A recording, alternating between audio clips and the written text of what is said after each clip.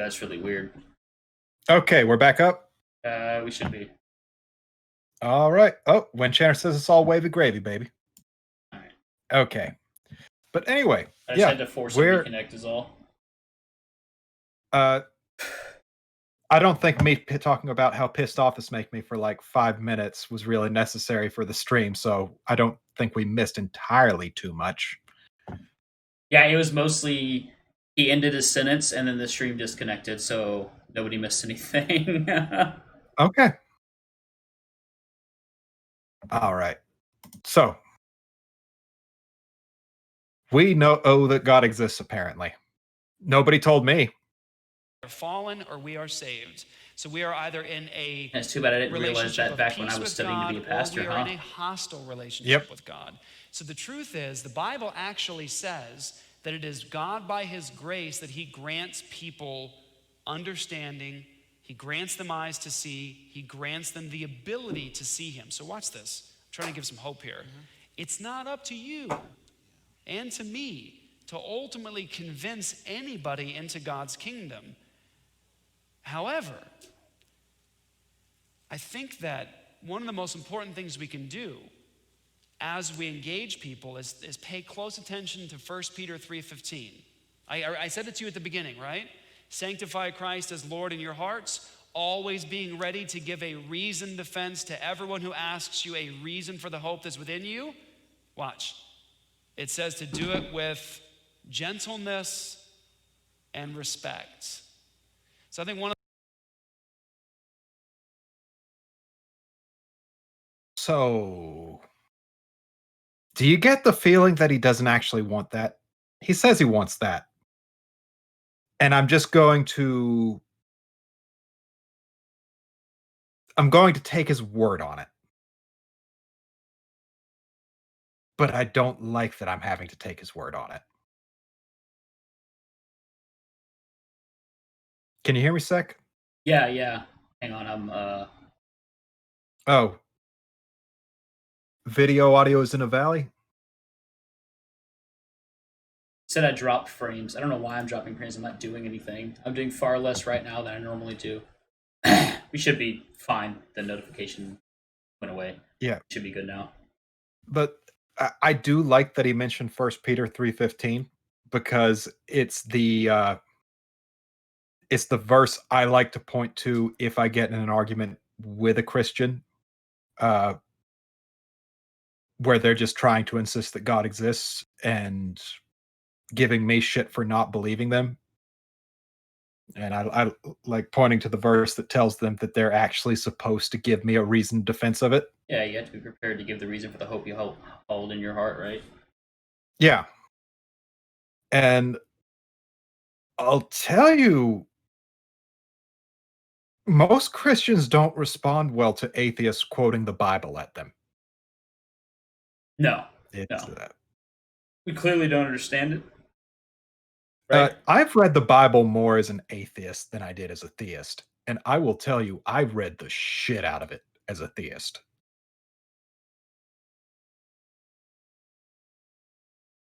I mean, I haven't. I mean, I'll go back and look at this specific things, especially if there's somebody trying to argue with me, but I haven't flipped through it cover to cover as an atheist, to be fair. I'm not gonna lie and say I have.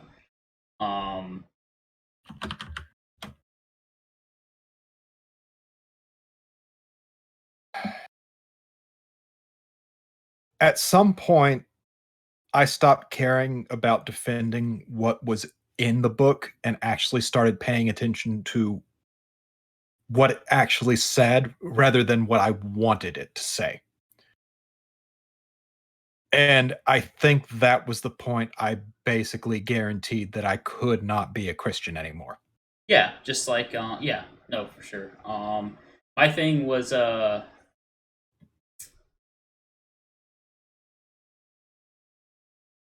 first time in front of the actual congregation, I was part of a fire and brimstone bigoted sermon. Sinners in the hands of an angry God style, then. Yeah. called the preacher an asshole in front of like 100 people. Nice.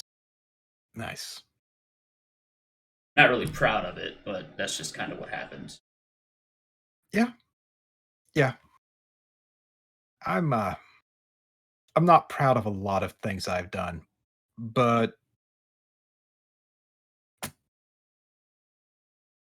leaving religion was actually really good for me. Mental health wise. Oh yeah, for sure. It definitely negative affected like my depression and everything. And Oh, Christian's really lucky. Yeah. But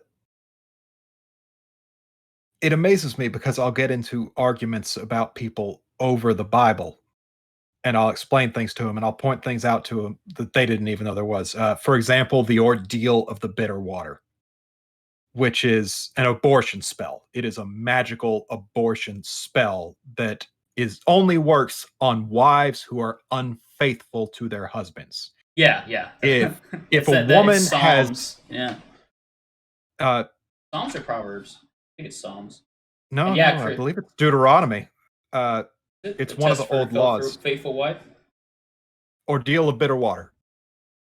But it's the test of an unfaithful wife. But it is a Sorry, it's forced numbers. You're both abortion. wrong.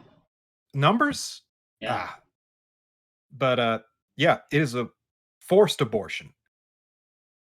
And even as someone who is pro-choice, especially as someone who is pro-choice, that disgusts me. Oh yeah, definitely. And yeah, Christian, I'm responding to chat real fast. Oh, I get called uneducated all AAV. the time. I'm using the wrong translation. I don't know what I'm talking about. I'm lying. Or I get called or told I'm wrong and don't know what I'm talking about after people literally read the verse to me. Yeah, I feel that. AAZ, I quoted that to a Christian. She straight up said it was not an abortion. I've had people tell me the exact same thing. Yeah. I had one guy tell me that it was a withering of the womb so that the woman could never be pregnant again to punish them. Terminating a And pregnancy is not an abortion, I even though I it's asked him, what happens if the woman's pregnant during that? And he told me that that's man's law and it doesn't matter and that I needed to read the Bible. yeah. And then he blocked me. So, didn't have to worry about that conversation anymore. Oh yeah, for sure. I mean, I can't say I haven't blocked people on whatever platform because there's a point where it just becomes. Oh no, you should definitely curate the experience that you want online and you should use the tools that you can to make that happen. Oh yeah, I'm recently not new to like being on Twitter. Mhm. And it's definitely you experience your own. You curate your own experience. I don't have. The only time I see something fucked up is when it's something someone I know is replying to. Really, Yeah, I don't think I've interacted enough with people for it to show me anything that might actually kind of piss me off a little bit. right. So, let's see what else he's got. One of the most important things you can do to disarm somebody is stop trying to be the one who wins. That's actually some really good advice in general, and I'm worried about where he's going to go with it. What did he say? I'm sorry. Oh, he said one of the first things and most important things you can do to disarm somebody is stop trying to be the one who wins. I mean, And- yeah. Yeah, but again, worried about where he's going with it. I'm not even into winning any arguments. I'm just in it to talk to people. I normally don't even respond unless it's somebody saying something bigoted or that some specific person shouldn't have the same rights as them because of something integral about themselves they cannot change. Yeah. If somebody's just like, pray for me, I'm like, oh, you're going through a bad time, sorry. Yeah. Like, see,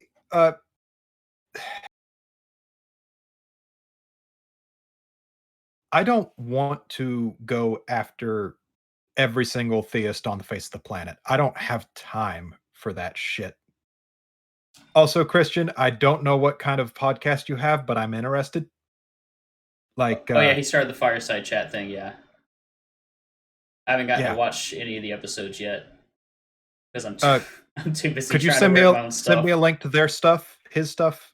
Yeah, I can send you a link, or Christian's a mod in the chat, so he should be able to post links.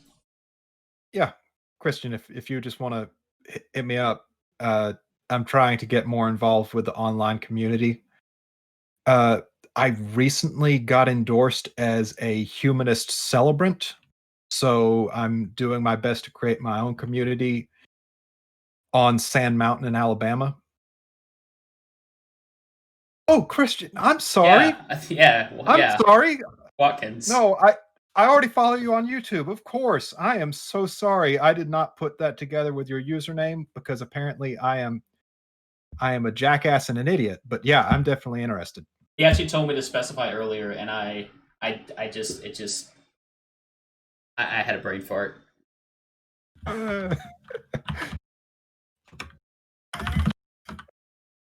No, of course. Damn. I actually really enjoyed that panel. That was a good panel.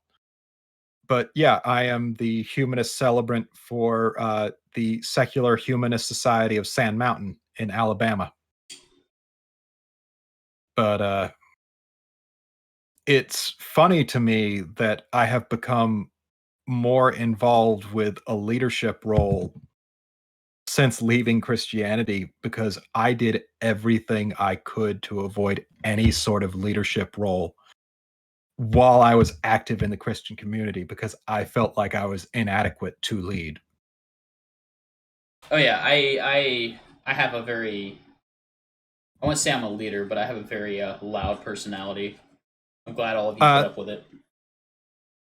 I like the sound of my own voice, and I'm not ashamed of that fact. So getting myself and hearing myself speak, I enjoy.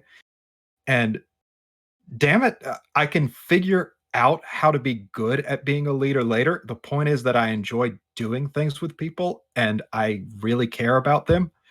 So I don't have to be good at it right now. I can just be good at it later. I just want everybody to be excellent to each other, man. I may get pretty steamed at people, but Winchanter, thank you. AAZ, thank you as well. I would never have described my voice as warm butter. Honestly, it sounds a lot deeper in my own ears. And when I hear it compared to what actually goes on in my own head, it sounds like a moist frog. I sound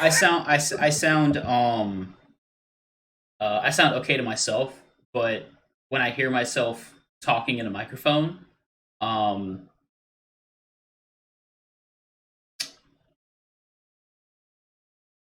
I don't realize that my voice sounds like I'm stuck on sarcasm like 99.9% of the time.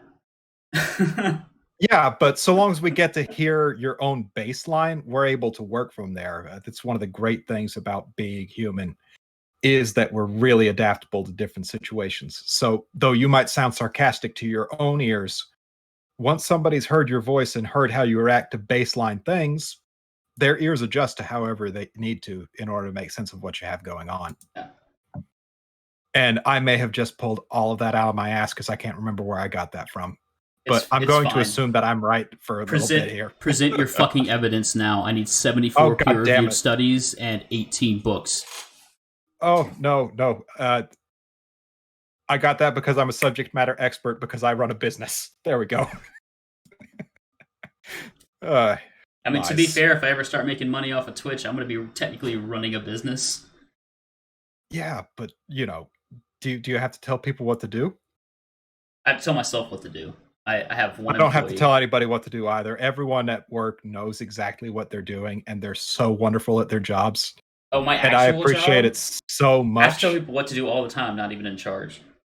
Like, I can't tell you how nice it is having competent employees, and I don't tell them that enough. But I make sure to give them an attaboy, well, not an actual attaboy because I'm not a '70s sitcom father. But I tell them when they're doing good. Ooh, Shannon Q. Shannon Q is going to be at the fireside chat. I I really am. have 7 viewers right now? What the hell? I will tell you that is 7 more viewers than I would have gotten us. It's a lot. I appreciate everybody being here. Thank you so much. All right, we're continuing here. Not the which means that you should respect and love somebody, treat them with humility, but when necessary, breathe fire. You can breathe fire.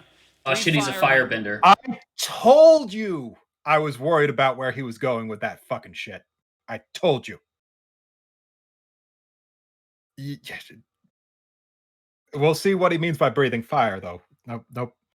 Because I don't think he means actual literal fire, but I will tell you, if it's talking about the tongues of flames that appeared on people when they were filled with the Holy Spirit, like, I'm interested in reconverting if I get that. Like, if I get to do some firebending bullshit because, I accept, bad evidence for a claim, like, yeah, sure. I will only rejoin the church if somebody's figured out how to bend lightning. Dude. I would join just about any church for that. And that's always time to breathe fire. But understand that when you are witnessing to somebody and they finally see and believe, that's to the glory of God and it's his work, not yours. Which means that it's important for us to let go of the reins in trying to manipulate the conversation and the person and recognize that if they're ever going to get any light into their heart, it's because God's going to put it there. Our role is to testify to the truth, to just tell the truth. And I think if people see in you that you actually love them and care for them and not just trying to win, it does disarm them. Okay, this is that fate. Speaking personally, he said a couple things that I take issue with. Go ahead. I am much more open to someone who genuinely loves me and genuinely cares about me talking to me about things that they believe in. This is that love shit that it's love bombing. Yeah, and it's bullshit. Yeah, Eric Murphy did a thing on this with Murphy's Law. Yeah. But this is not any kind of love that you would call it love if you weren't just out to make yourself feel better about it. And what he's doing right now, he's marketing proselytization to people right now in that. And oh, damn. My major's actually in marketing. That gives me an idea for a video series that I could do. My major is in life. I went to the school of hard knocks.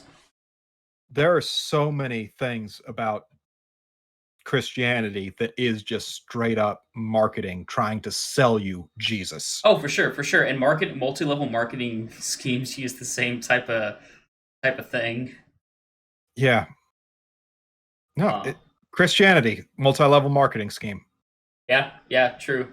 I would argue very much so. Churches like the Catholic Church or Roman Catholics and the Mormons. Yeah.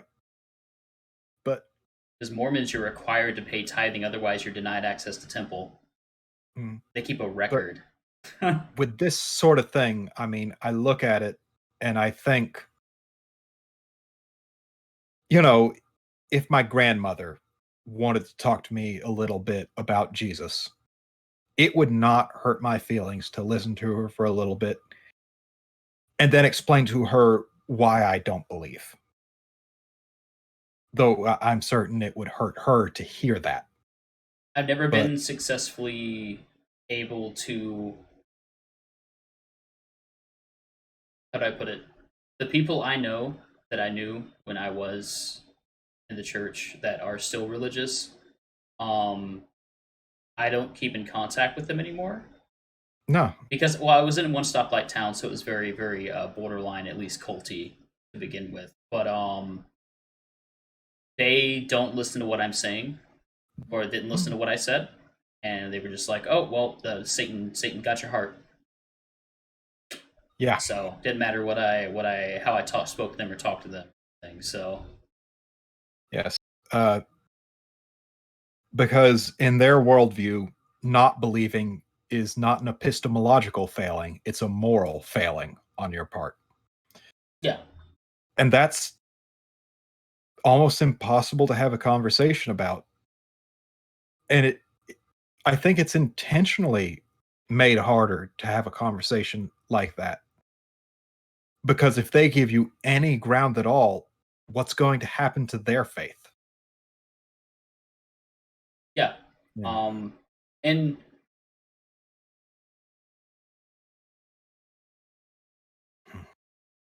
but again, what he's talking about is not love. no. It's they call it love, but I can't necessarily say that a Christian that says they love me doesn't love me, but I can tell them I don't love them because I don't know them. They might think they do. But yeah. And I think it's one of the most important things for me in my ministry, and I hope that it's reflected in the videos that are up, that I try to love the people that I'm talking to and to show them through my own actions how much I truly am concerned for them. And if they see that in you, I believe that they see your sincerity and that you're genuine and they respond. It's not always that way. Sometimes people are just hostile to God, and you just need to trust God and continue to love them anyways. Jesus did. And so stand on God's word, testify to his truth, understand it's the gospel that saves. That's the power of God for salvation. It's the message of the gospel that God uses to save people. Our role is to love them and to tell them the truth. And ultimately, when God saves, it's to his glory. So stop trying so hard. Wouldn't it be a failing of the gospel if they weren't able to convince me to come back to the church? I'm sorry? Wouldn't it be a failure of that gospel if they weren't able to convince me to come back to the church? Since it's the gospel and not them that convinces me? Or is it God's failure? You take a look at a discussion like this, and I think it's about lifting the blame off of the believer. Because not being able to convince people has to be disheartening on some level. Oh, for sure. I mean, I get disheartened when people don't want to have conversations with me, but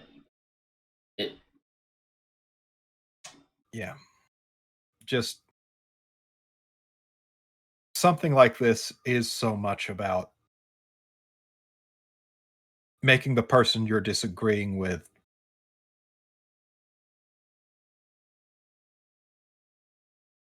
I don't want to say out to be the bad guy, because that's not exactly what's happening here. Well, if it's a moral failing on your part, then you are a bad guy, right?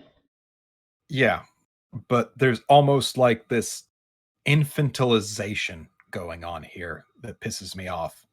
They just don't know any better. It's comparable to a 4-month-old baby pulling on your hair or taking your glasses off your face. They don't know any better.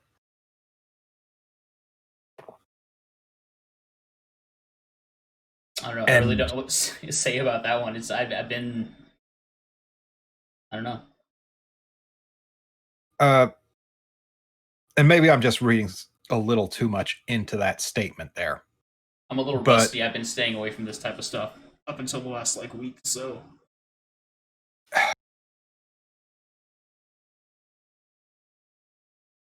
I don't like it. I don't like it one bit. Does that answer it? Don't try so hard. Just love people and trust God. Just love people and trust God. Love people and trust God. It's so hard to talk about things like this because he's not actually having a conversation about something. He's giving some vague platitude and then going, trust God. Well, I feel like that's what the majority of Christianity is. C.S. Lewis used to be one of my favorite authors and used to be like the big theologian in my mind until the guy that I copy pasted Genesis and every popular Bible story and just replaced Jesus with a lion. Yes, the allegorical Jesus lion guy. I used to like C.S. Are Lewis. you at all familiar with his works as a theologian? I know about them, but I'm not familiar enough to discuss them without someone telling me. So there were two books that were big to me outside of the Bible when I was a Christian, and that was the Screwtape Letters and Mere Christianity. And I fucking hate looking back on Mere Christianity because isn't he like a Calvinist and stuff? Like, I believe so. Which Calvinism is just prescriptivism and like totally erases free will. You look back at a book like that and you see something that is just filled with nothing but empty platitudes and pretty words and no substance. And it hurts to think that I was ever the type of person who would accept that as evidence for something. Just... Oy. I was definitely indoctrinated as hell to have accepted that.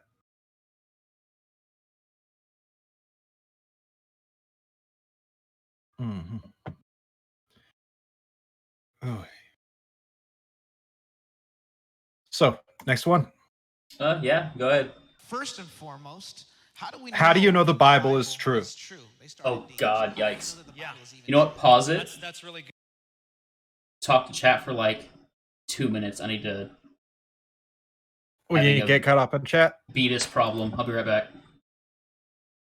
Mm-hmm.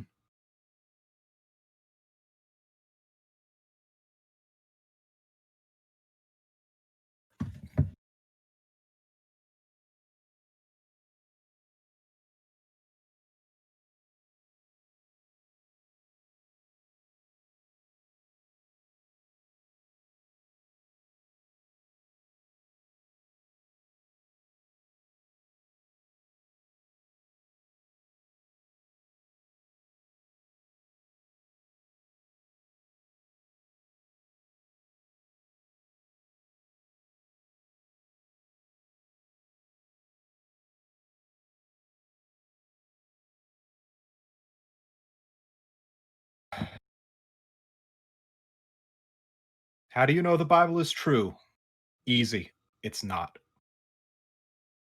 Honestly, that's what I go with at this point. I mean, when I decided I was going to further engage with the atheist community and the secular humanist community at large, I wrote something I called a statement of apostasy. And I called it that because I used the statement of faith from the Southern Baptist Convention as my model for how I was going to write it.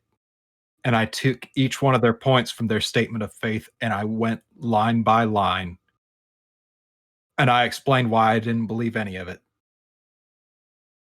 And I'm trying to remember what I said about the Bible, but I think I said it's not consistent with logic itself or reality or history.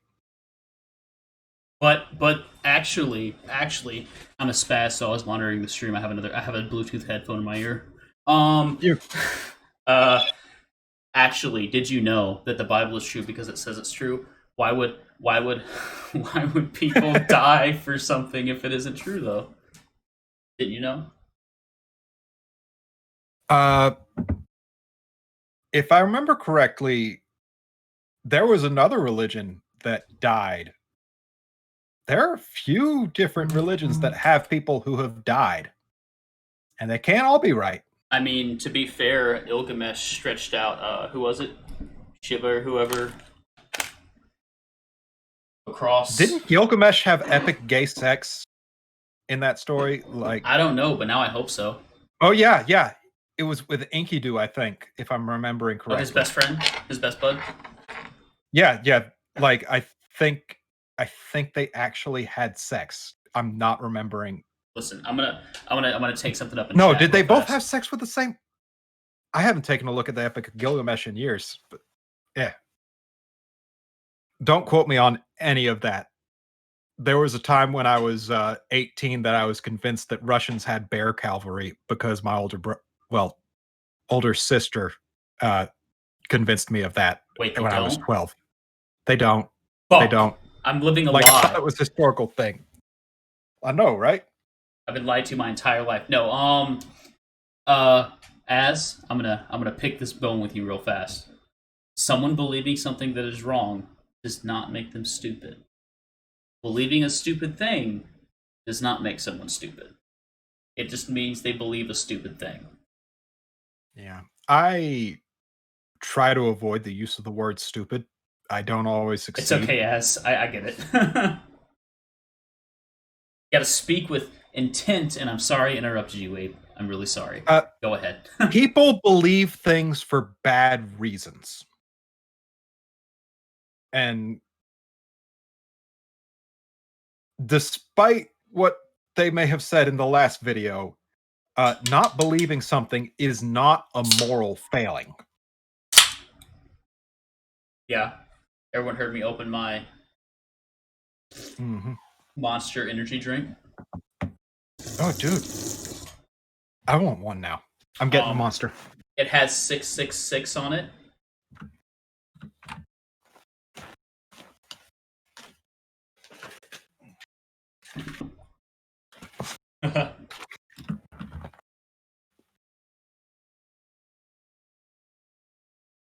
But oh my god, I'm glad I decided to wear pants for this stream. I love Buttspot. I love you, Buttspot. Captain, it changes syllables and words to the word butt randomly in chat, and it changed as is at to at cat butt buttuloid.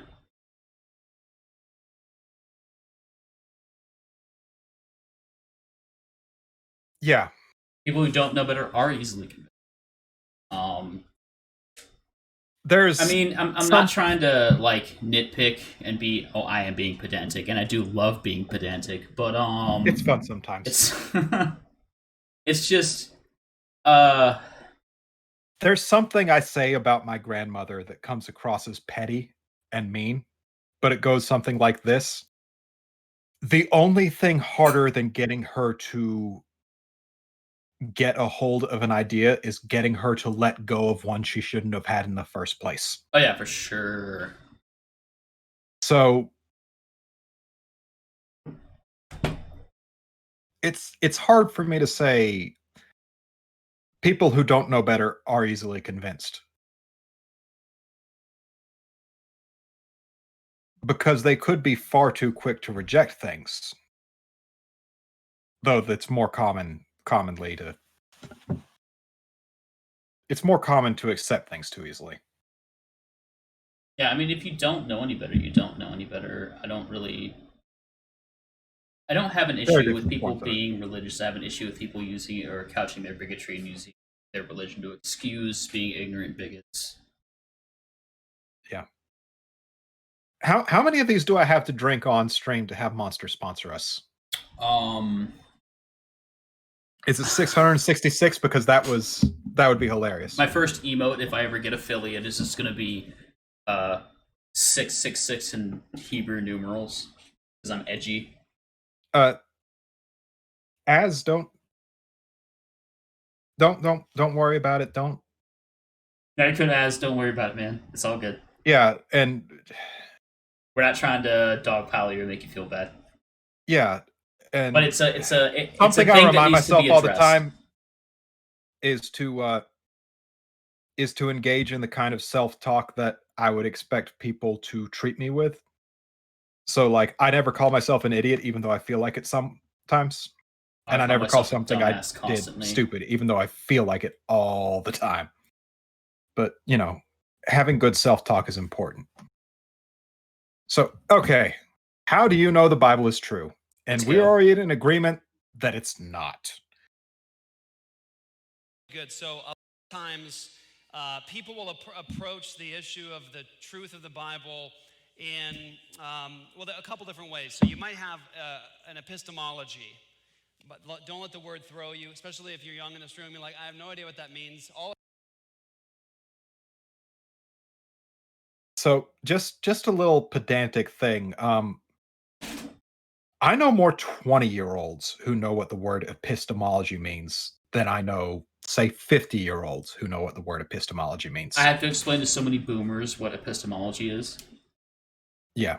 My aunt, my boss, I have to explain it to her pretty much every time we have that conversation. And nothing against her. It's just, we only talk about this shit while she's writing up charts and I'm driving us home after the workday. But, my nephew is 9. He knows what epistemology is. Now, does he have a good epistemology himself? No, he's 9. But, we're getting there. All it means is epistemology is a theory of knowledge. How do you know? That's the question. I never like how they use the word theory. I recognize it's the colloquial use of the word theory, but I don't like the colloquial use of the word theory. It's the study of how you know things would be a good, better descriptor. It is an ology. Most ologies are studies. I mean... Question. You know the Bible is true. How do you know anything is true? And so it's a question of how do you know? See, how do you know anything is true is a very important question. Oh yeah, I had that conversation months ago with someone I know. Yeah, but he was talking about souls and shit. And I was like, no. Let's talk about this. Yeah. And then we got to having the conversation where he just, well, we don't know exactly how, blah, blah, blah. And I explained to him what we know so far about human consciousness. And then he said, thank you for the debate. Like, it's not a debate. We were just having a conversation, dude. I'm asking you questions. That's not how debates work. No. That's a dialogue. That is a different thing. So people, college classes on Monday are going to have classes on epistemology. How do we know? I never once had a class on epistemology. Like, I don't know where he got it. Like, I had some stuff in some basic logic, but the word epistemology never came up. I've never taken a time to out myself as a pleb. I've never taken a philosophy class. I read The God Delusion once. Didn't even read it. I listened to the audiobook. Oh, fuck, I love audiobooks. But yeah. Which, the religious right seems to have an idea of what college is and what the college experience is. And they seem to think everybody who goes off to college gets that same experience. They don't. And a lot of people that, they go to seminary, they go to a religious college. That's not the same thing as going to, like Florida State University. It's not the same thing. I was in Pensacola for a while. And I lived very close to Pensacola Christian College. And oh, god damn it, fucking Nightbot. Oh, you're not a mod, so you can't post links. I don't know why I deleted all your fucking messages though.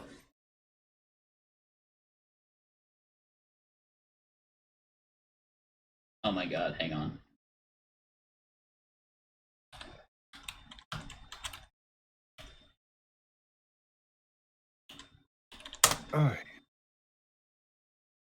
Sorry.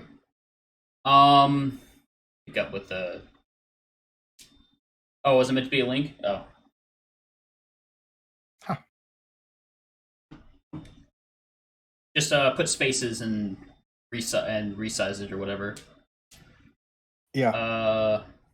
And if you spell out dot when you're writing down web addresses, it'll keep it from turning into a link. Yeah.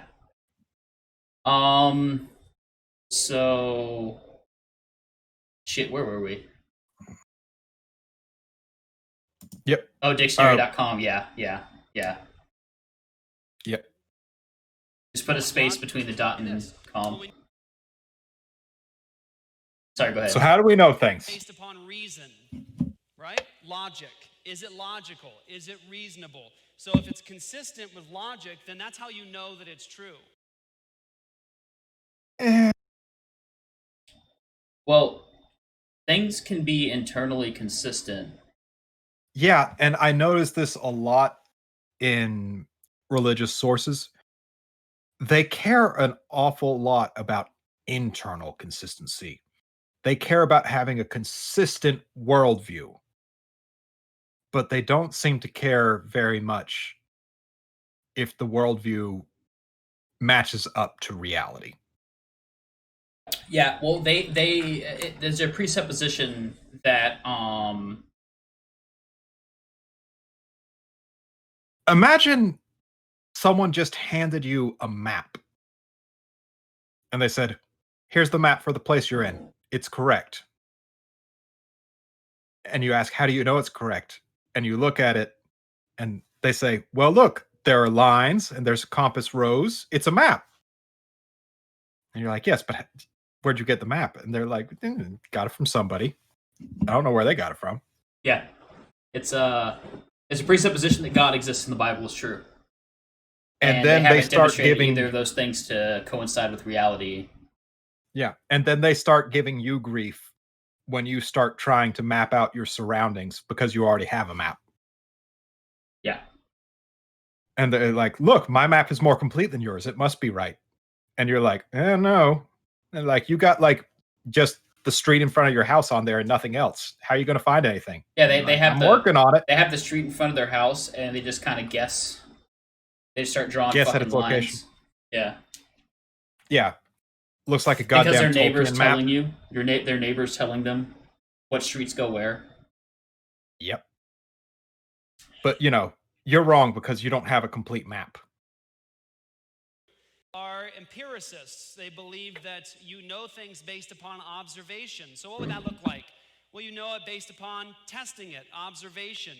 I've experienced it. I've seen it in front of me. Personal experience isn't the same as testable, repeatable things.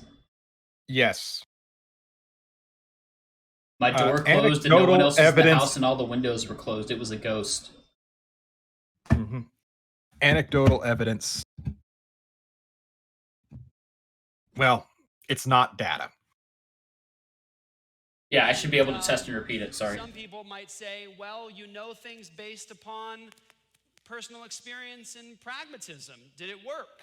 Does it feel good to you? Pragmatism doesn't have to do with whether or not there is sufficient evidence of it. Yeah, I'm the a utility pragmatist of an in a idea way- does not determine the truth of the idea. Yeah, I'm a pragmatist enough that I'm not going to vote based on specifically a candidate lining up with literally everything I think or everything I think should be policy, because I'm pragmatic about certain things. I'm a pragmatist in the kitchen. That's pretty much it. Like, if it makes something tasty and it won't kill me, it's good enough. With your experience, that's how you know it worked. Okay? Some people might go along with, well, we know because there's some supreme authority that tells us. So you might. Those people would be wrong to do so. Yeah. Just because some doctor tells me that the COVID-19 isn't real doesn't make COVID-19 not real. This is true. Especially if it's a chiropractor. Chiropractor. Oh, do you know how many different times I've been told by somebody, well, this doctor says that COVID's not real. And I'm like, sure, link me to their paper. Yeah. And I get a link to it, and it's a goddamn chiropractor. QAnon fucking kills me. One time it was a dentist, by the way. And I don't know if you know this or not, but dentists can be crazy fucks. I never actually had a conversation with a dentist, so like that anyway. Well, anything that I tell you about my experiences with them would largely be anecdotal. But as the business manager of a dental office, I have talked to a fair number of dentists. And maybe just dentists in Alabama are just batshit, but who knows? I mean, it's Alabama. I'm from there. People are crazy there. People There's are some fucking crazy weird shit. Yeah. Like some people are worse than others, but yeah. Say a Roman Catholic view of knowledge and truth that says, well, the church ultimately is the source of how you know. The church tells you. That's how you know. Or you can have what's called a revelational epistemology. You know because of revelation. God has spoken. So authority, just one you can't demonstrate. Yeah. Yeah, Okay. I claim this supreme authority because my book says so. I can't demonstrate to you that it exists, but trust me. Some people might say, well, we know the Bible is true because there's all these evidences that we stack up. Evidence used in the plural sense irritates the shit out of me. And it's a red flag for me when I see someone using the term evidences. I feel like people like this saying evidences is just to troll people. I wonder. That seems to show that it's most probable that God exists and the Bible is God's revelation. I actually take a different perspective. I say, yes, those evidences are true. Jesus did rise from the dead. That's an It is not a historical fact. End of story. It is not a historical fact. The Testimonium Flavium is an interpolation at best and pious fraud at worst. I absolutely can't say that. Tacitus, the Roman general who wrote the Annals of History for that area in 60 AD, I think, he only attested to the fact that people believed that the Christ was crucified, that people believed that, which says nothing as to how true that claim was. It is completely useless. Yeah. And I've said this time and time again. There is no harmonization of the four gospels. They are contradictory accounts. I buy into the hypothesis of Markan priority, where the Gospel of Mark was written first, and Matthew and Luke wrote their manuscripts based off Mark and added things to make it more appealing to the people they were trying to get a hold of. And there were no firsthand contemporary accounts, no eyewitnesses, nothing. And even if there were someone claiming to be an eyewitness to this thing, I would not take their word for it.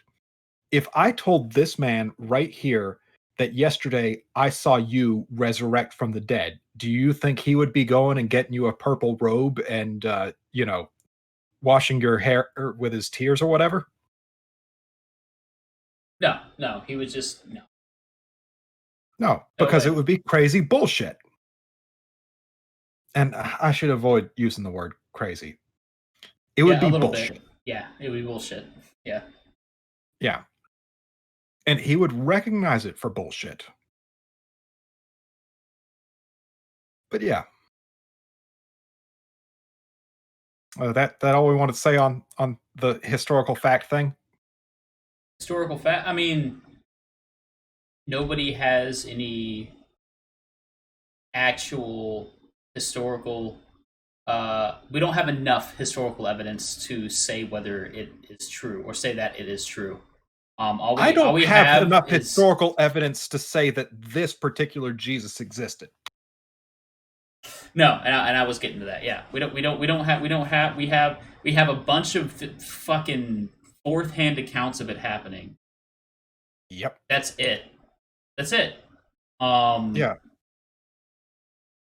It's myth at best.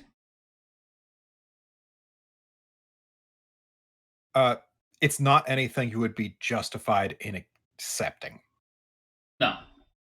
Historical fact show there is such a thing as irreducible complexity in life. That all of life gets. Are you familiar with irreducible complexity? I am familiar with irreducible complexity, which makes the thing about irreducible complexity is that, like many things that these apologists and evangelicals put forwards, it's a shell game with a logical fallacy. It's trying to hide the logical fallacy they're engaging from you. Apparently, by making an assertion that's so batshit, you don't have time to find the exact fallacy that it already is. But is everyone in the chat familiar with that concept?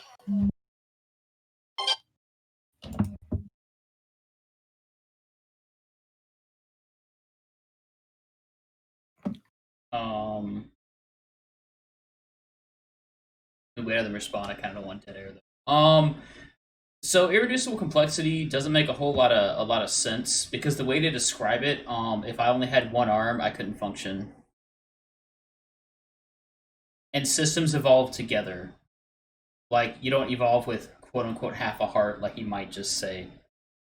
Say just now, like in a minute. The classic example of irreducible complexity was actually brought up by Darwin, because that's the example a lot of these people go to, because it is again brought up by Darwin. But it's the eye. You know, they argue that you can't function with half an eye, so how could an eye ever evolve? I don't understand why they're bringing up Charles Darwin. Charles Darwin should only be mentioned in passing. Darwin is necessary, not even necessary. Darwin is useful for discussing the history of the idea, but not very useful for discussing how we view evolution in a modern sense. No. Historically, incredibly relevant and really necessary. It's almost like people that do that assume that even though it has our scientific knowledge or our knowledge about biology hasn't changed in the last 100 years or whatever. It doesn't. A couple hundred years. Yeah. Which it has. Some of Darwin's ideas were actually wrong. Mm-hmm. Like he assumed there was an evolutionary ladder, and there's not. Yep. But when we talk about something like irreducible complexity, what it really is, and it's an argument from ignorance. Basically saying, I don't understand how this could happen, so it didn't. It's an argument from personal incredulity. And so much of apologetics is just playing the shell game with a logical fallacy. Yeah, and if they applied it to anything else they do in their lives, they just wouldn't do it.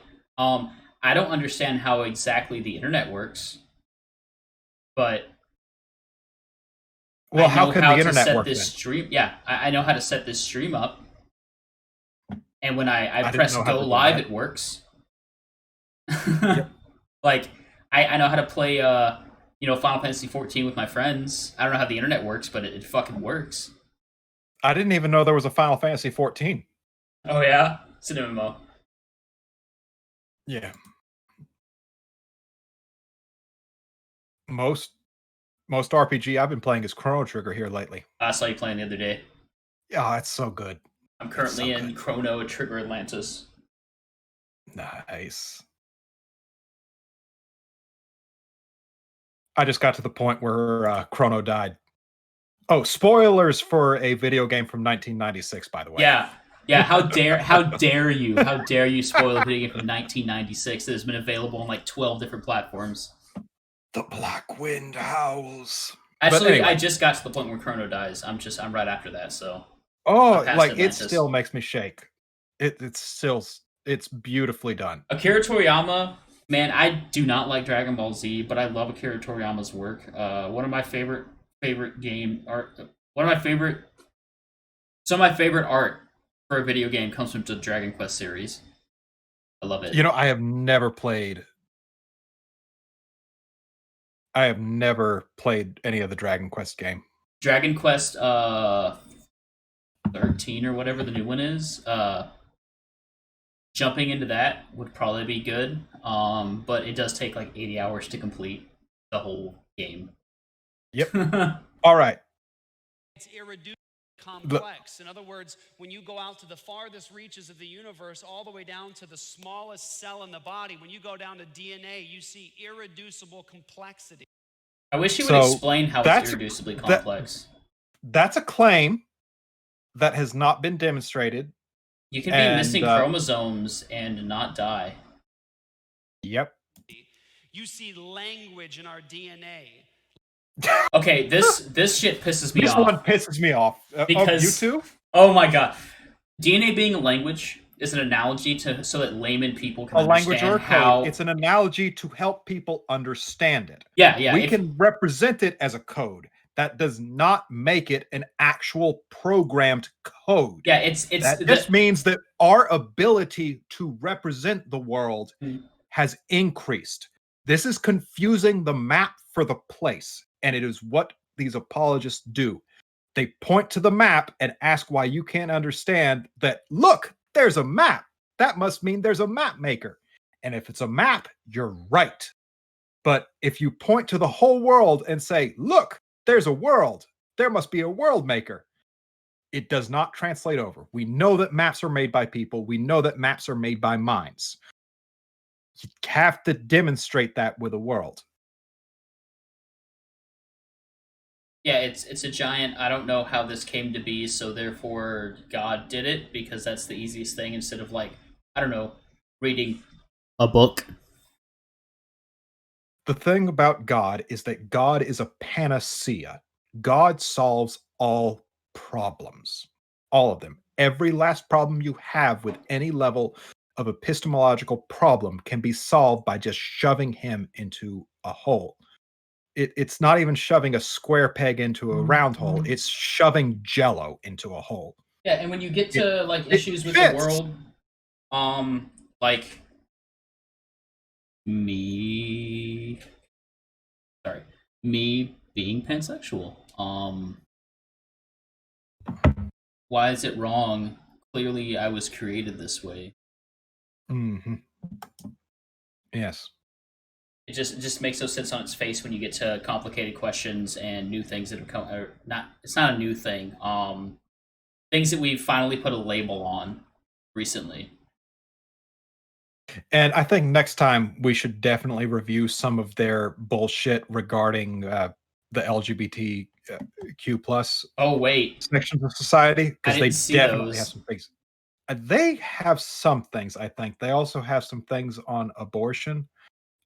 Personally, I have a hard time tackling that, but we should probably take a look at it sometime.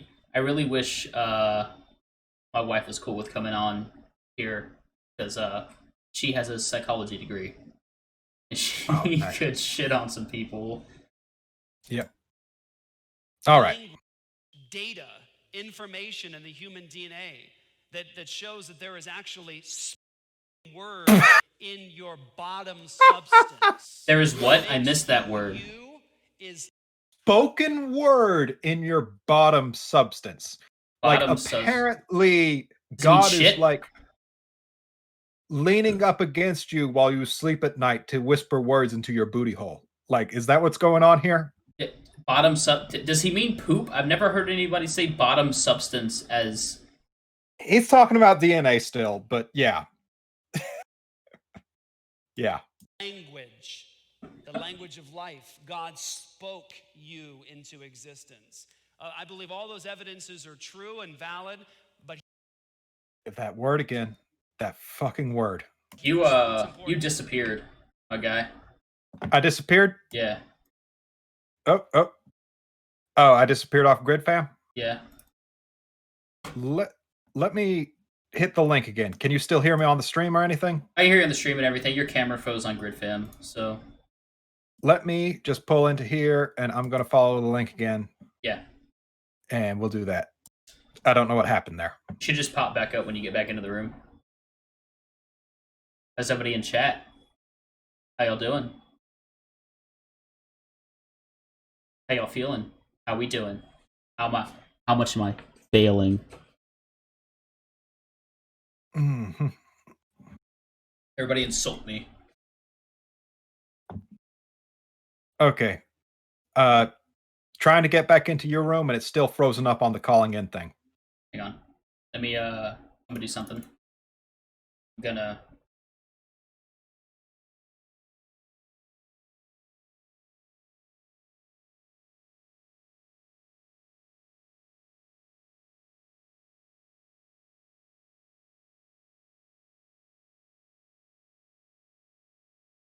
Move my overlay around.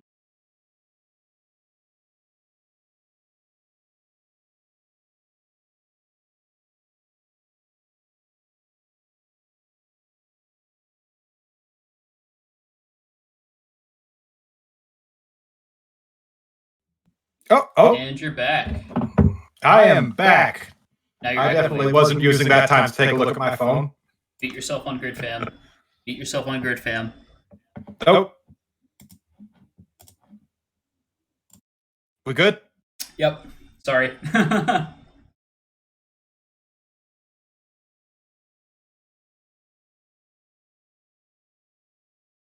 Okay.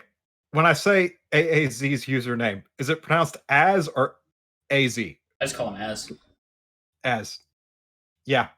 He was about to talk about how DNA is like computer code, apparently. And that is complete bullshit. Because again, it is confusing the map for the place.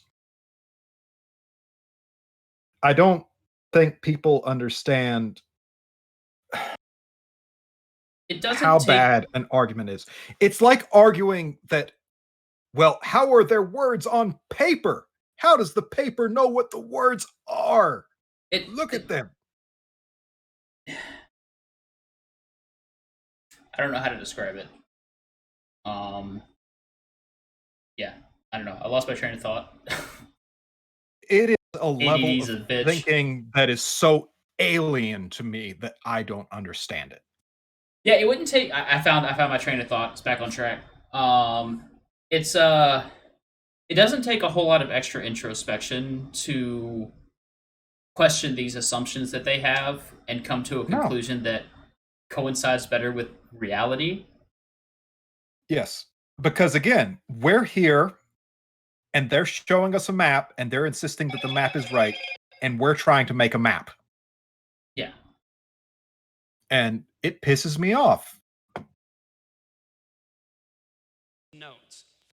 The Bible comes with God's own self-attesting authority.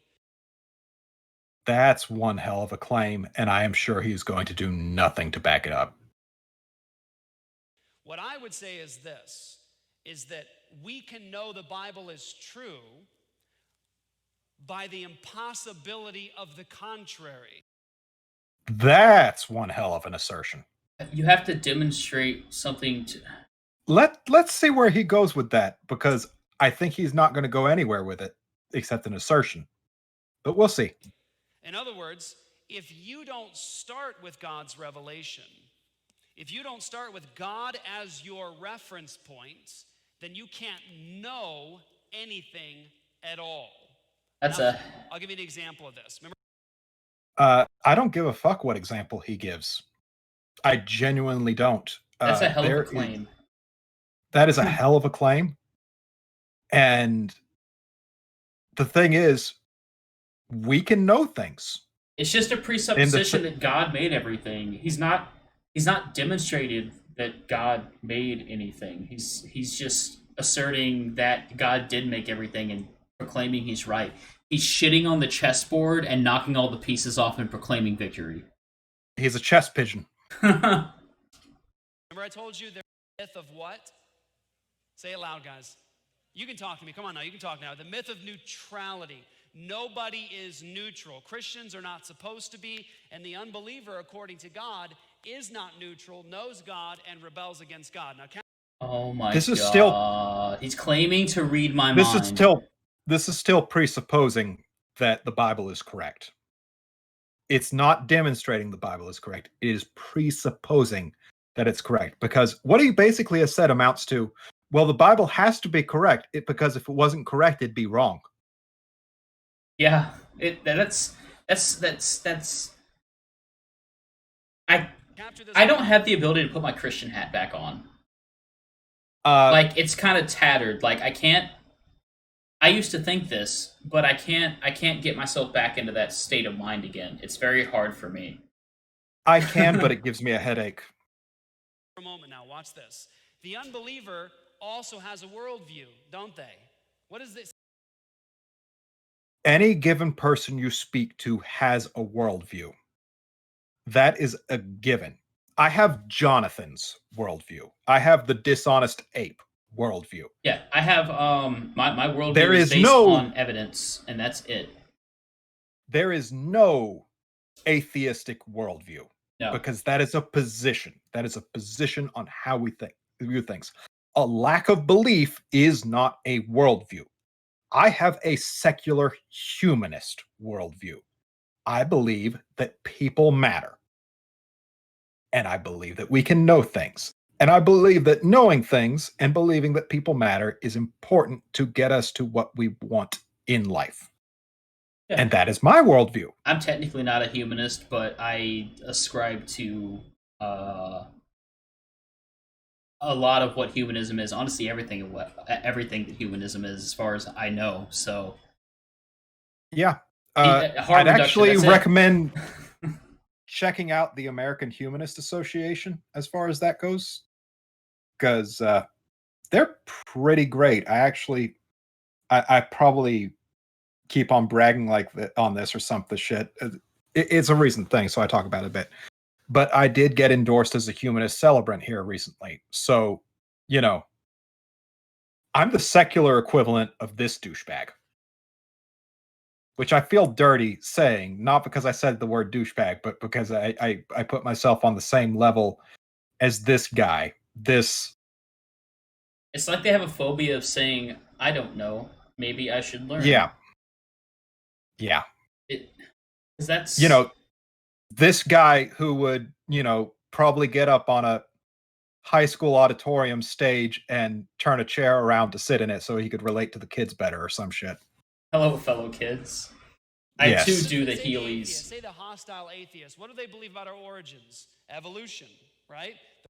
Did he say hostile atheist? Hostile atheist. And not all atheists believe in evolution. What's hostile about simply not believing in a god or gods?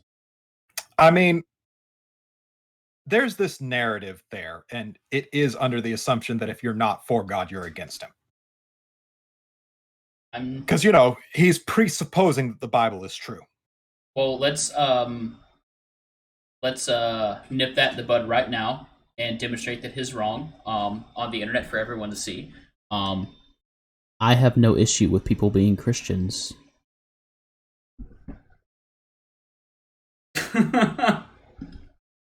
Some severe issues with Christianity. I have issues with Christianity and everything, but I don't have any issue with progressive Christians, really. They don't do anything besides go, I'll pray for you. I have some wonderful people in my life who are Christians. Now, that being said, I don't think anything good about them comes from their Christianity. I don't think anything good in them is informed by their Christianity. Oh, no, of course not, because everything's left up to interpretation. They're using their own interpretation of their religion. Yeah. And all of their good things come from them. And as far as religion goes, I don't think there's anything unique about it that's good, and I don't think there's anything good about it that's unique. Everything good about Christianity can be done through secular means. Yes, and commonly, apologists like this will accuse you of borrowing from their worldview if you use good things that also happen in Christianity. And the thing is, that's not true. It came before Christianity. And two, even if I was, it's mine now, bitch. No. Nobody fed homeless people before Christians existed, didn't you know? Nobody? Nobody. Ever, period. Yeah. Yeah. That we evolved our species to up to where we're at now, fish to philosophers. They have a worldview, right? That you have a worldview, they have a worldview. Now they're asking questions like, is it true? Well, if you don't start with God, whether or not something is true is meaningless. I reject that. I don't even want to explain why. I reject it. I'll explain it real fast. So, I don't necessarily think specific thing. I think specific thing. Okay, so I'm gonna be a little edgy here, I guess. Maybe. I am a nihilist, but that doesn't mean that everything is meaningless, and I just sit here and do nothing all day. Nothing has inherent meaning. Yes. Nothing just has meaning because it exists. We give things their own meaning. Yeah, that's really it. Hmm. Yeah. But again, you notice that he's never answered the question. No, he just says because the Bible is true because I dislike these things, these straw men that I built about literally everyone that doesn't believe in the same God as me. You can't get truth out of an evolutionary worldview. Do we have truth? Evolution has nothing to do with my it doesn't dictate my entire worldview. Yep. Because let's start with the bottom. The unbeliever that's talking to you right now, saying things like, "Is the Bible true?" is acting like it even matters in a world that is just protoplasm bobbing around, that something is actually true. But if it his does God matter created because a world where protoplasm is just floating around, he still has the same problem if he insists it's a problem. well, the reason people want to know whether it's true is because of people like this guy. Because I did look through the channel, of him, and there's a video of him preaching at a Trump rally. That's why we care whether it's true or not, because you're dictating things and how people should live their lives based on this book and this. His anti-abortion stuff is why we care about stuff like this. Yeah, we care about it because you're using that and your worldview to dictate how we should live our lives and what we should do with our bodies. But and to insinuate that something can't matter because of what it's made up of is ridiculous. We call that the fallacy of composition, and the comparison I make is this. It's like saying that water can't be wet because hydrogen isn't wet. Listen. What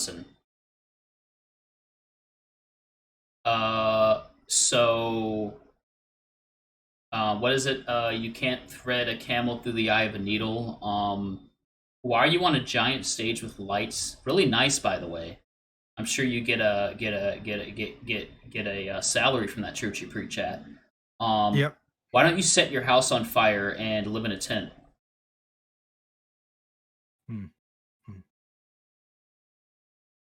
Like, things matter because we give them meaning. Like, it doesn't have anything to do with a god or whatever.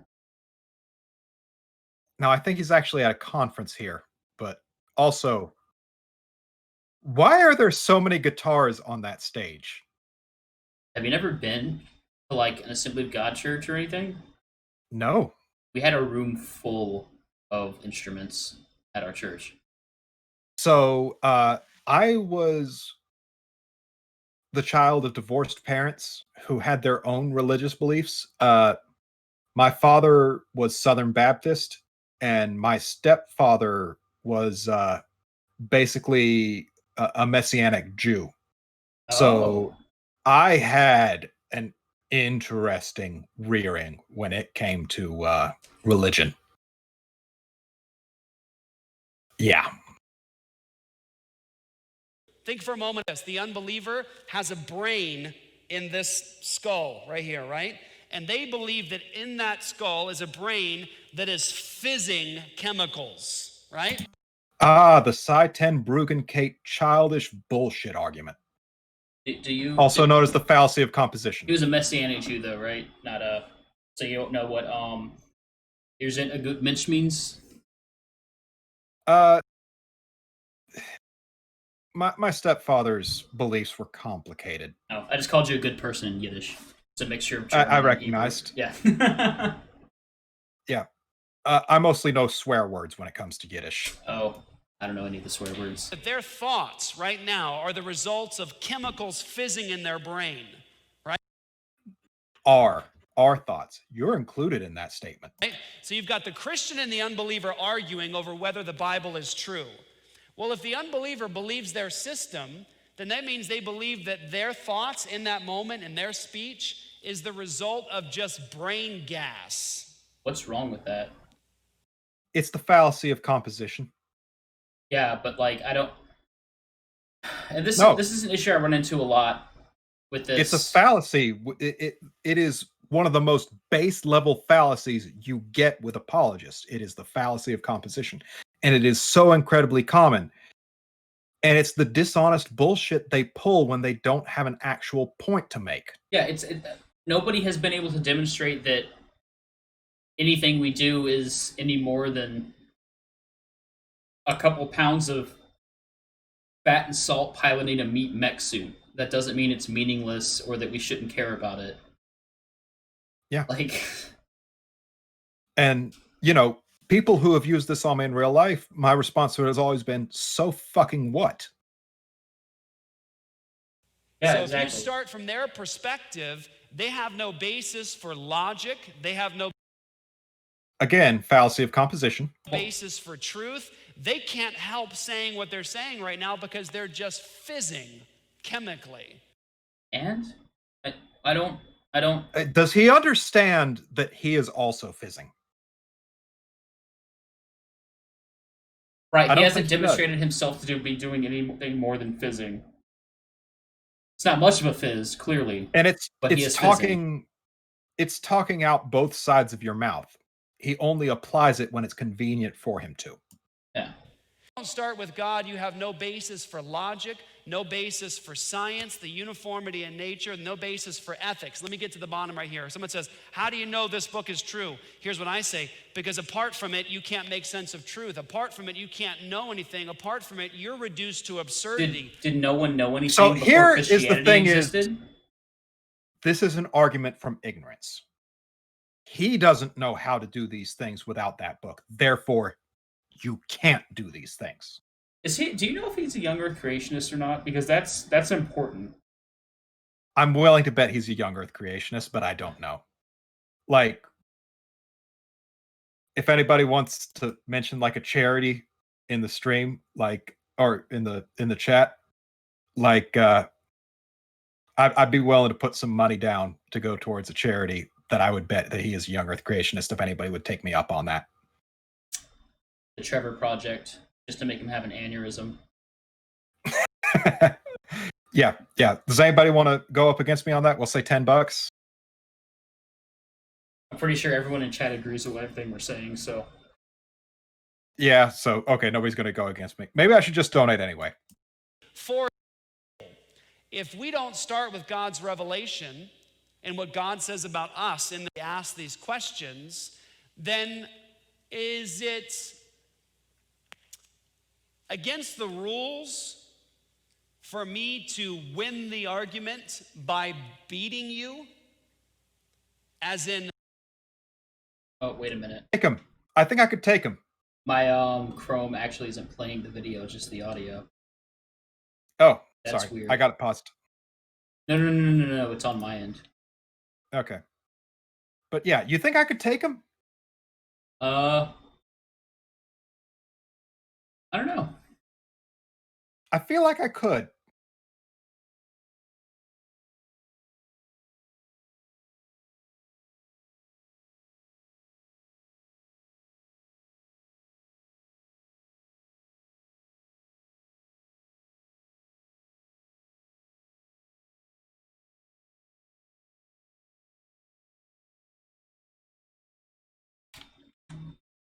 I don't know why it's suddenly not playing.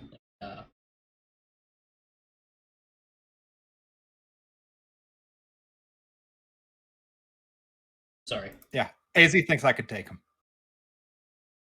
Play the video. Play? Yeah. God damn it. What time Oh, you was started stamp were we over? on?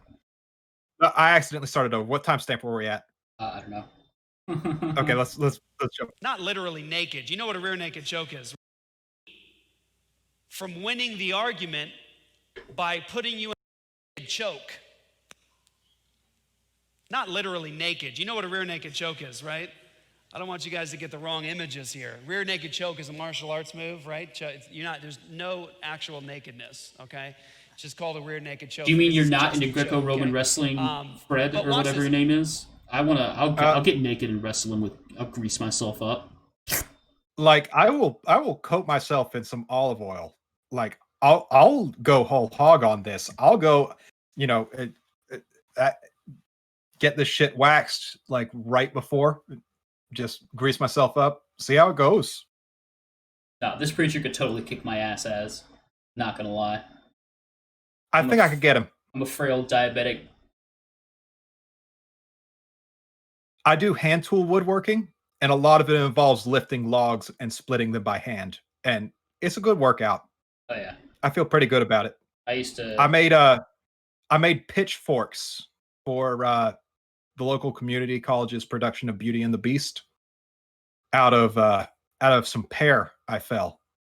That's Felt cool. pretty good about that. That log's about that wide. So, chopped them down, drug them into the shop, split them. To be fair, I used to do SCA and stuff, so if you give me a stick that's about 3 feet long, I could take him. I have a few you could pick from. You give me a rattan stick, I could do it. Complain. The unbeliever has no basis to complain if you say, well, I'm going to win the debate right now by choking you out. Are there rules? Okay, are there rules in seeking truth? Is there such a thing as integrity? Watch this for a moment now. You've got a Christian arguing over truth and an unbeliever arguing over truth, right? What's the Christian believe about reality? We're in the image of God. God is truth. We're commanded not to lie. Is it working on your end? Because I hit play and then it goes for a few seconds and it stops. Position? Yeah, it's working on my end. They believe that all of our ancestors is it were playing just right bacteria. now? Yeah. We've evolved in a meaningless, well, shit, it's not doing it for me. To where we're at today. There are no absolute standards. Maybe I'll exit out, watch There's together, and refresh real fast. Pop back in. There's just what is. And the unbeliever demands that you hold to universal laws of logic and you tell the truth when you're arguing about God. Isn't it amazing that when the unbeliever debates you, secretly step off of their worldview and sneak into yours to gather things? Oh, the argument that we have to borrow from the Christian worldview in order to debate the Christian worldview. What are we borrowing from the Christian worldview? He's just saying the laws of logic exist because God. It's based off this idea that he doesn't have a foundation for anything outside of a God existing. So he's insisting that you don't have a foundation if you don't have God. And it's presuppositionalist bullshit that's really common with Sci-10 Bruggencate. And I will tell you, in the interest of keeping my heart rate down and keeping myself living as long as possible, I will never. Well, I might eventually. Honestly, I will never watch another debate with Sci-10 Bruggencate. Yeah. After researching this person and their YouTube channel, or this ministry of their YouTube channel, boy, do they have a giant fucking throbbing boner for Sci-10 Bruggencate. I saw, and I have not watched any video with Psy in the background. I have actually avoided looking at any of them. And I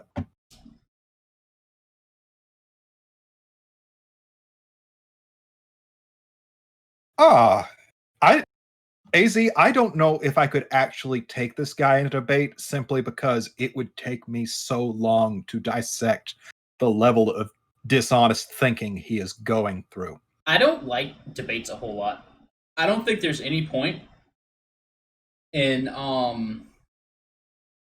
I think if you don't know anything about what the two sides have to say about a subject, it can be incredibly useful to watch a debate really quick. But as far as changing minds, I think a debate is borderline useless. I'd rather just have a conversation with someone, because like I've never personally spoken with a religious individual like this that doesn't already have their presuppositions in their head about me, nor do they listen to me when I correct them on their presuppositions. So I'd rather just have a conversation about what they believe and why. There's a script that runs in their heads when you start talking about apologetics. And it makes it incredibly difficult to have any conversation because they're no longer talking with you, they're talking at you.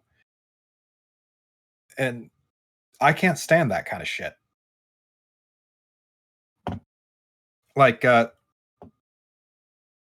don't think anyone wins a debate with somebody like Kent Hovind. No. I don't think there's only I don't not think tearing your hair out. it's my personal. I'm of the personal opinion and belief that Kent Hovind most of the time isn't even an honest interlocutor. Oh no, he's definitely not. I know far too much Here's about the thing. him from living in Pensacola. That I know far too much about him. Not only does he correct himself when it comes to things like people have corrected him on, like Aaron Ra did a couple years ago about biology and everything. Aaron Ra responded to him in the best way possible, I think. By the way, elephants and pine trees are related because they're both eukaryotes. They're both eukaryotes.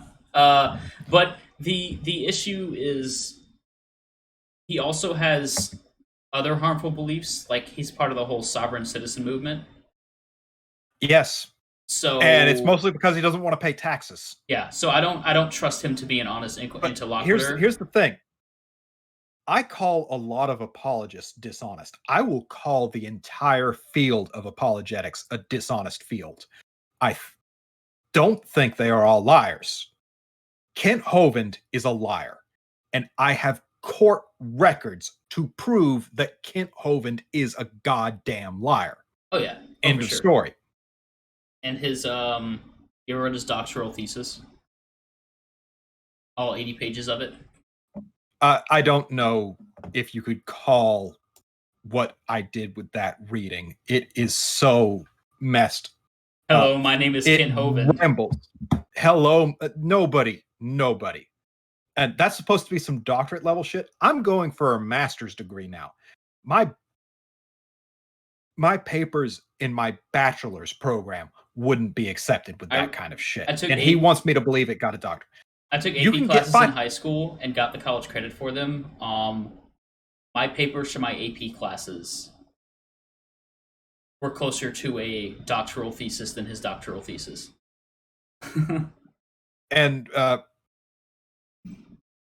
I do online schooling, so I do accept that distance learning is a valid method. Have you seen a picture of the building that printed his diploma for him? Oh yeah, the trailer park? The trailer. That's because he didn't go to an actual accredited school. He went to a diploma mill. He went to a diploma mill. Yeah. He wrote the thesis after he got his doctorate. Oh yeah, it exists because somebody asked him for his thesis and he wrote it. He said, yeah, a postdoctorate thesis. Yeah. To gather things that only make sense in your worldview in order to argue against God.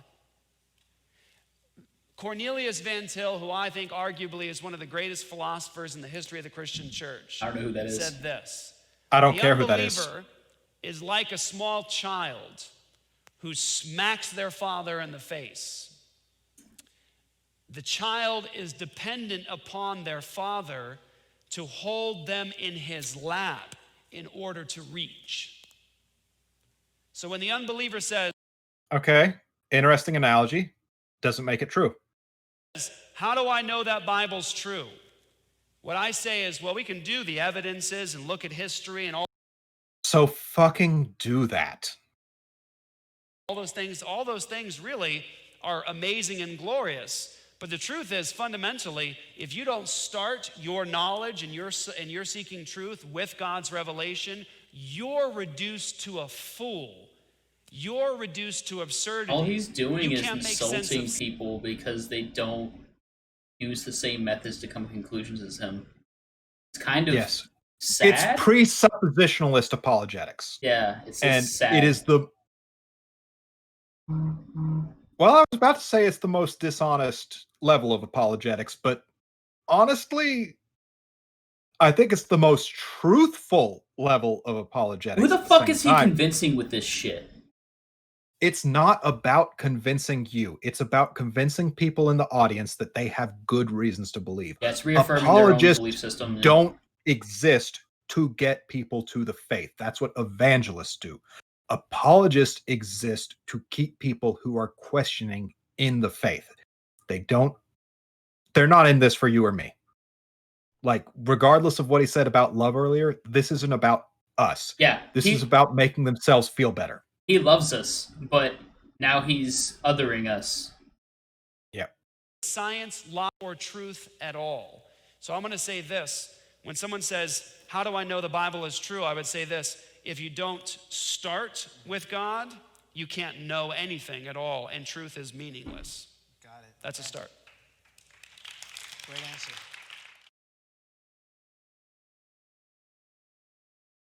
Do you think he believes that? Do I think he believes that? Do you think he believes that? No.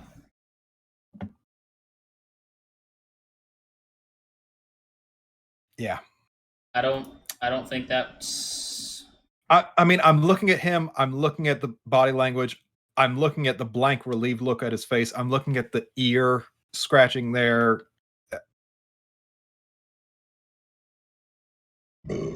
And Excuse me. I can't say 100% certain that he's a liar.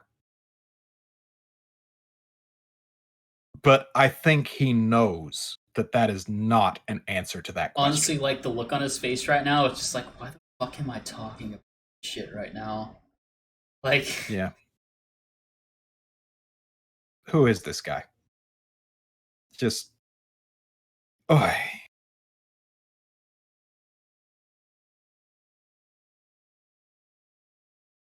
I don't really have a whole lot to say I don't about that either. one, honestly.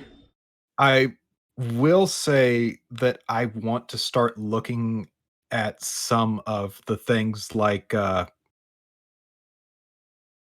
chick tracts. I want to start looking at some of the things that do actually exist to convince people. Because, again, apologetics does not exist to convince people to believe. They exist to convince people who already believe that they have good reasons for believing. And even though I think something like chick tracts is significantly more bullshit, I do also think it's a lot more truthful in the fact that it actually does represent what these people believe and what makes them think a good argument actually is.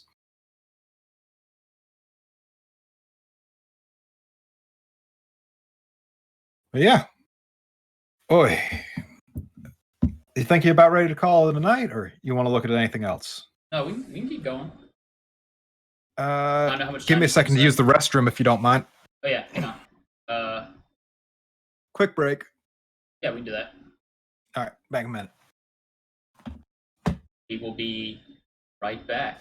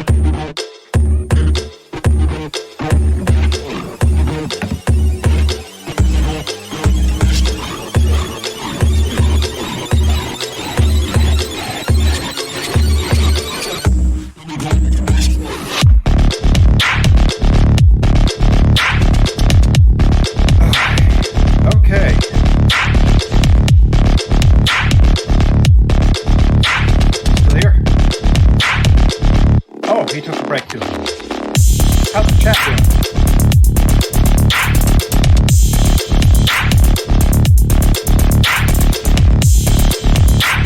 Amazing you guys are still here. Dillahunty's playing the Binding of Isaac.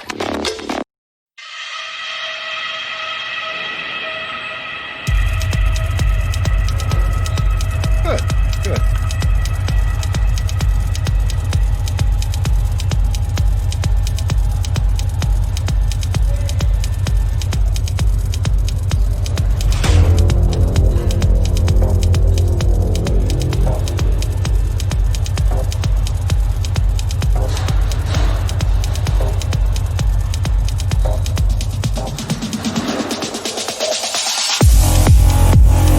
So I have no idea what we're gonna watch next.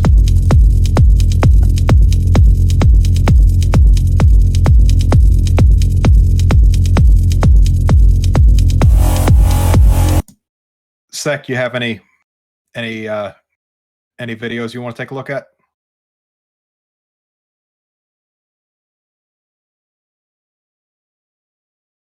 Oh, hey there. Yeah, I feel that. Oh, they got a video with Cy, 10, Brug, and Kate, but that's like 20 minutes long, and that's a lot more bullshit than I can handle in one night.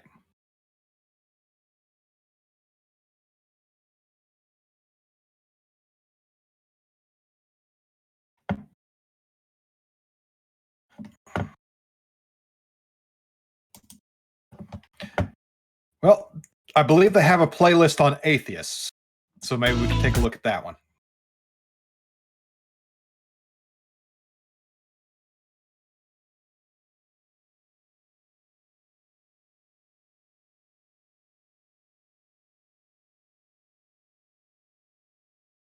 Yeah, Yeah, Mike was muted as.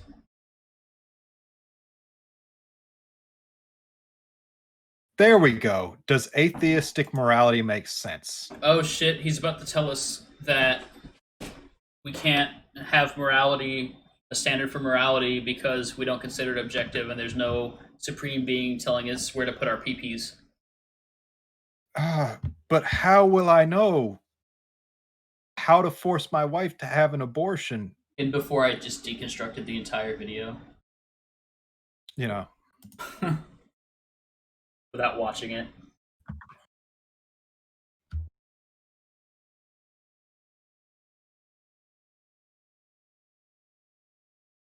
okay. Yes. So the atheist has very limited options, and this is actually very exciting. Very limited options, he says. Hmm. I do have limited options. My options are myself. Yeah, I don't know what he means by limited options, but Exciting, yeah. okay? The atheist has limited options available. So the atheist has his foundations. He believes that he's come from, and I borrowed this from Dr. Sarfati, fish to philosopher. I mean, I don't believe I was a fish yesterday. Sec, let me check with you. Were you a fish in any recent history? Let me tell you about a story about how my life got flipped, turned upside down, and no. No. I don't think I was a fish either. Chat? Yeah. As was a fish Yeah, yesterday. Literally yesterday. Yeah. And I don't know. So long as I'm a philosopher today, I guess I can tackle it whether or not I was a fish the day before. Like, could a Yes. sufficiently intelligent fish argue for morality? Probably.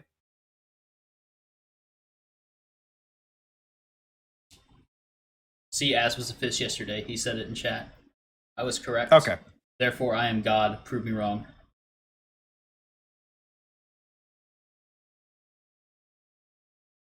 I mean, the only goo that I know of existing was my sperm donor bastard of a father. So, yeah, I guess. The goo I crawled out of was a pile of coom. 100%. Yes. Which, you know, he's got the same problem. Hmm. Alright, you can continue the video. Why does it have to be complex? What? Are you playing the video? He said we had. Is it not playing on your end? From the goo to you. No, it's not. Hang on. Okay, I paused it just now, but was it playing?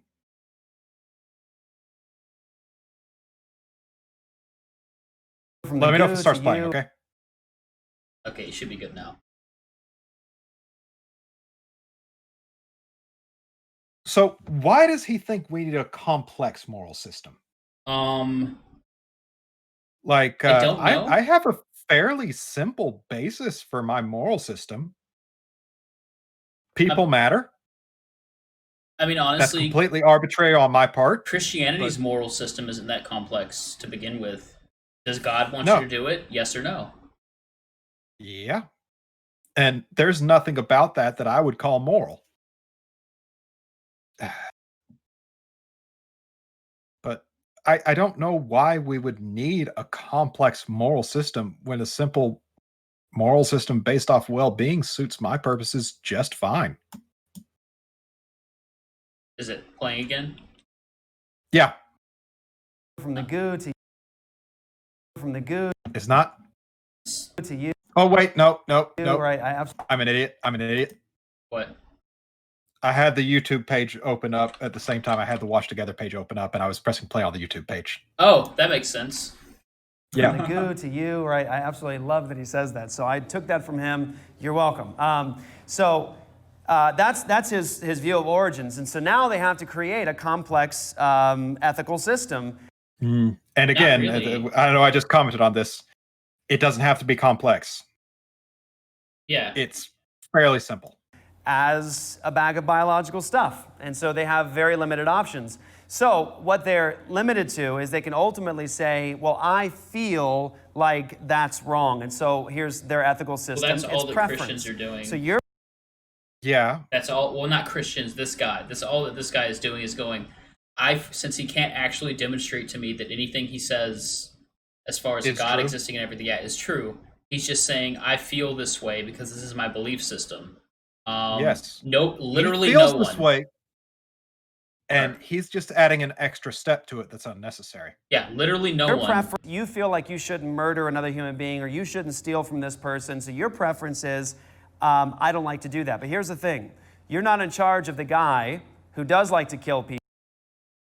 There's a reason we have prisons. Mhm. I can't fix the world. That doesn't mean my moral system is unworkable or unattainable. That means that I can't fix the world. I can't fix everybody on this earth. Christians kill people all the time. Yeah. There are psychopaths. There are sociopaths. There are narcissists. There are people with issues. There are motivational problems. That doesn't mean that we don't have a basis for morality. People who does like to rape, who does like to steal. You're not an authority in his life. Your preference has no power and authority. God's not an authority in my life. Yeah, the law still exists though. Yep. We can show that doing the thing he just said, that R word thing, harms people, so it's bad. They're enforcing they're taking away someone's bodily autonomy. Yep. They're taking away someone's autonomy by doing that, Yep. which is bad. Yep. People have different preferences. That's why we have jails. I like how he runs up against the point and almost gets it. Yeah. Because there are lots of people who prefer certain activities and behaviors over others, and we know where we put those people. They prefer it. They want to do it. I don't think most of the I people don't- in prison necessarily prefer being in prison. Yeah. I don't like the insinuation that everyone who is in prison is guilty of a moral crime. Because we have so many people in prison for nonviolent drug crimes that shouldn't be there because they were nonviolent drug crimes. There are people in prison here in Washington State where marijuana is recreationally legal that were arrested right before it became legal, and they're still in prison for it. Yep. So, But he's not just an apologist, he is a right-wing apologist. Or the atheist can say, well, our ethical system is based upon societal convention. It's not So based upon society societal determined- convention. That's not what I mean- he's prescribing something to literally every atheist. My moral system isn't based on societal convention because right now, a majority of people in society are invalidate trans people's identities. Yes. It is a societal convention to invalidate those people and treat them like shit. I don't do that because I think that is immoral because it harms them. I'm going against societal convention. I guarantee you he doesn't think that God wrote that particular belief on your heart. What is wrong, what is immoral. So they're limited to society will determine. Okay, so if we grant the unbeliever the presupposition that society determines what is moral. I mean, a sociologist might talk about morality this way in the sense of a grand societal context, but See, now we're into my navel-gazing bullshit, so I'm probably going to get animated. yeah. Like, yeah, I don't. Like, okay, so at one point, society thought was a societal norm to be super fucking racist. Yeah. And you know what happened? It was A bunch of societal people, a norm minority people. of society, protested that and changed it. Societal norms don't equal moral. Yep. And I don't personally know any atheists that would say that. Most of my circle is atheist. Yeah. I would definitely never say that approval from society does not equals morality. I would never say that. Case in point, a lot of people in Tennessee approve of religious-based adoption agencies discriminating against gay and non-Christian homes. And I think that's immoral as shit. Well, I think it's incredibly immoral that if I get cancer, I go broke. I think that's immoral. Yeah. That's not society standard. Nope. Let you go into debt till you nearly die from it, but, that's fine. Then that means that Hitler wasn't wrong. Yeah, Hitler but was he's wrong. operating under the assumption that we accept his view of society as the moral determining factor. And I don't know how well German society agreed with the Holocaust. My understanding is that they were horrified of it once they learned of it. That the majority of people did not, in fact, agree that the Holocaust was a moral thing. Now, I think they were horrifically immoral shits in regards to the events leading up to the Holocaust. I think the large societal support for Kristallnacht was evil. Well, he's boiling down something that happened. That was a very complicated socio-political thing, and involved a lot of lying. He's equating something happening with people being okay with it. Yeah. It wasn't even necessarily the societal standard that they needed to gas people. Like, I'm genuinely offended. Yeah. Yeah, it's a non sequitur. There are children in cages in the United States. I don't approve of that. But yeah,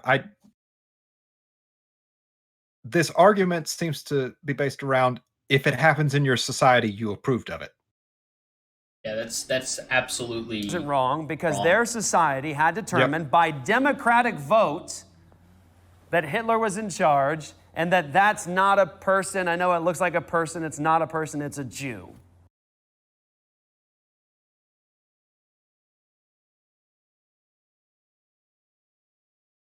They didn't vote on whether to do that or not. They just voted him into office. What? And it's more complicated than that.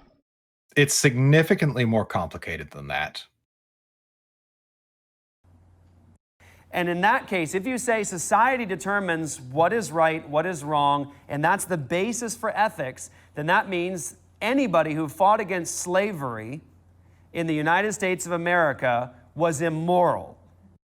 If the Bible's your determining factor on what's right and wrong, anybody in the United States who fought against slavery was immoral. Yeah. Because society had determined it was fine and okay to capture people as slaves and to enslave them and to use them as human property. And that means watch. So that's another issue that he's really simplifying to the point of being wrong. The rightness and wrongness of slavery was actually heavily debated even when it was in full swing. And you can find firsthand accounts talking about this. Hell, Charles Darwin actually talked about the evils of slavery, despite the fact that, Charles Darwin was a racist is a common argument against evolution for some reason. I don't know why they're using things from 200 years ago, especially since we have issues still ongoing because slavery existed in the U.S. the way it did. Period. We would have those issues, period. But, we still have, the African American community doesn't have generational wealth. And generational wealth slavery. Historically has been the only wealth builder. Yeah, Jesus Christ. Yeah. This is powerful. If society determines what is moral, then that means any society that has a person within it fighting for transformation within society on any level, the person fighting against that society is the immoral one. Why? Because society... They should... he's using things he's specifically using things that we're going to agree are immoral. Yeah. A whole bunch of white evangelicals sure as fuck did think Martin Luther King Jr. was immoral. Yeah. Martin Luther King Jr., a lot of people cherry pick the things that he believed. His political views were basically the same as mine, and I'm pretty far left. Throwing this out there, we are presented with a very toothless version of Martin Luther King Jr. in American schools. And I think that's a disservice to his legacy. It is, but they have to present us with that version of one of the best social advocates, human rights advocates in history. They have to present us with that toothless version of him. Otherwise, us as teenagers and middle schoolers might go, capitalism does some fucked up things. And, I'm a business major. I run a business. I'm a business major. I'm a business manager. I'm going for my master's in this shit. And I will say capitalism does some fucked up things. Because I think it's important to remember that it's a basis for an economy and not a basis for government. And we've reached a point where those lines are not just blurred, but basically don't exist. Yeah, exactly. I'm fully expecting extraterritoriality if we don't fix things. Do you know what that is? He has that we can... Dang it. Sorry. It's a fake it's a concept in Shadowrun and Cyberpunk, 2020. The US is the world, basically every country in the world is just an oligarchy. Extraterritoriality is a thing. Oh, in okay. Shadowrun. I know what you're talking about now. Yeah, that now the government voted on, and basically the corporations own the United States. They're masked off about it. Armored Core, the Armored Core series did something similar. Yeah, this is Cyberpunk concept. I played the shit out of Armored Core back in the day. Oh, They're Armored supposed to Core release another 3? game soon, and I'm excited about it. Really? It's in development, yes. Oh god, Because Armored I Core didn't is think from I was ever getting software. an Armored Core game. Armored Yeah. Core is from software, so yeah, they're working on a new title. Nice. Determined what? That we can kill Jews, that we can enslave black people. And anybody who argues with it is the immoral one. Do you see, if you say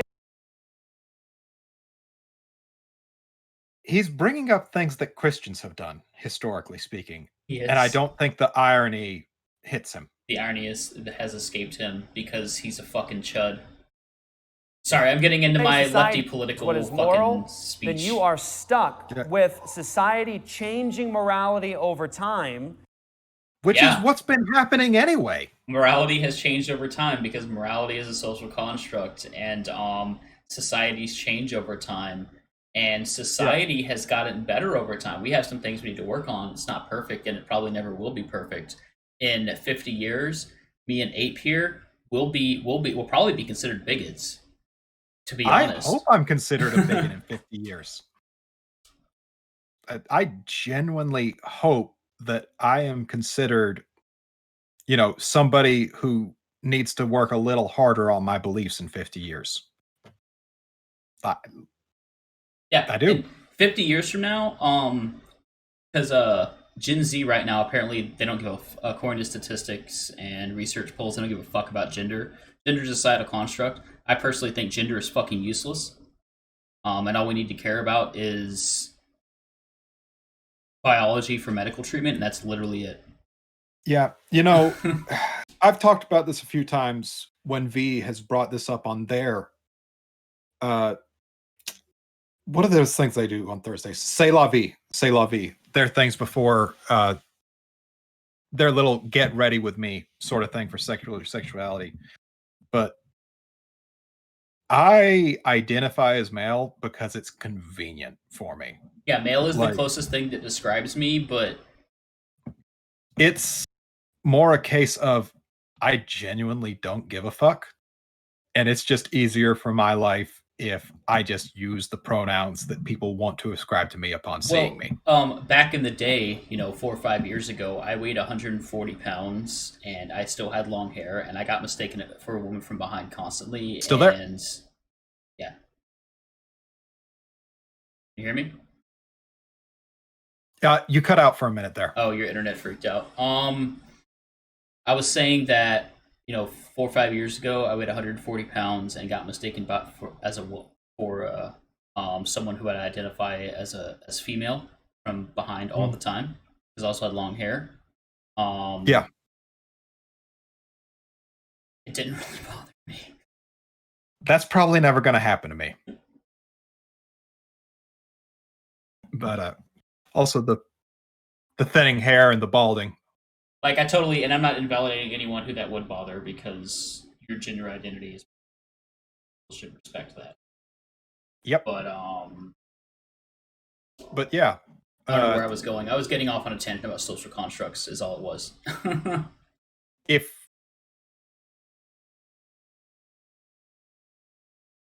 all things were the same, I would probably just use non-binary pronouns and just go with it, because being a man doesn't mean fucking anything to me. Yeah.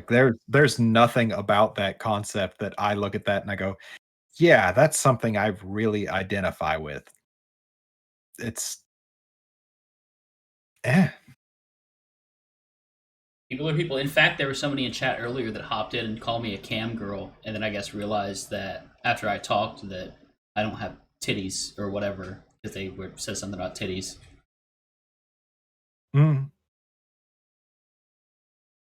Oh, AZ is God because they were a fish yesterday. True. Yep. Whatever evil is happening, you cannot war against it because society has determined it, which means no social transformation to any degree, really at any time. And so the unbeliever is stuck with that. Societal convention, personal preference, and one more thing. When the unbeliever says, well, I have a basis for ethics. It's what works to keep us alive. We've determined that if you murder others... I'm assuming this is what he's substituting in for what we call the well-being argument. Yeah. Then we're not going to flourish. We've determined if you steal from others, we're not going to flourish. If we determine if you rape others, we're not going to flourish. What's the hidden assumption there? The borrowed capital. Christianity does not assume that people matter. I am throwing this out there right now. There is nothing about Christianity that treats people like they are anything but things and little mouthpieces meant for kissing God's ass. Well, you can cherry pick some verses that are like, oh, give alms to the poor. I mean, Yeah. but when you take it all into account, true, it doesn't really give a shit. We're meant to worship God here and then go to heaven and worship God eternally there. And see, here's the thing. Even if that was something in his worldview, and I was taking that, who gives a fuck? It's mine now. It's not Human technically value and theory. dignity. We're just responding, or a Toronto mercenary, I get. Yeah. It's not really theory. We're just talking about apologetics and epistemology a little bit. But if you got something specific you wanted me to bitch about before the end of this, let me know.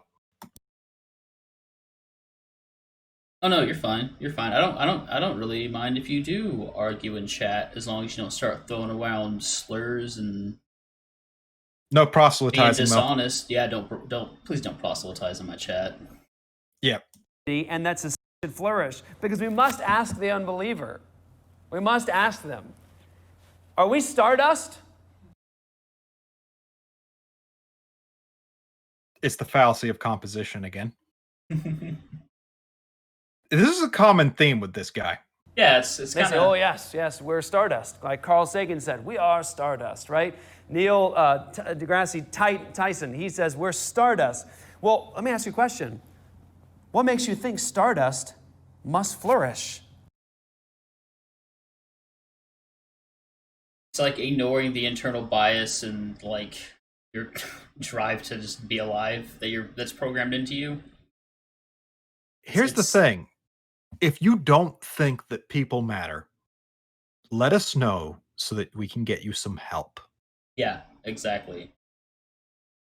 But the rest of us who do think that people matter are going to discuss ways to make sure that flourishing happens. It's as if he's presupposing that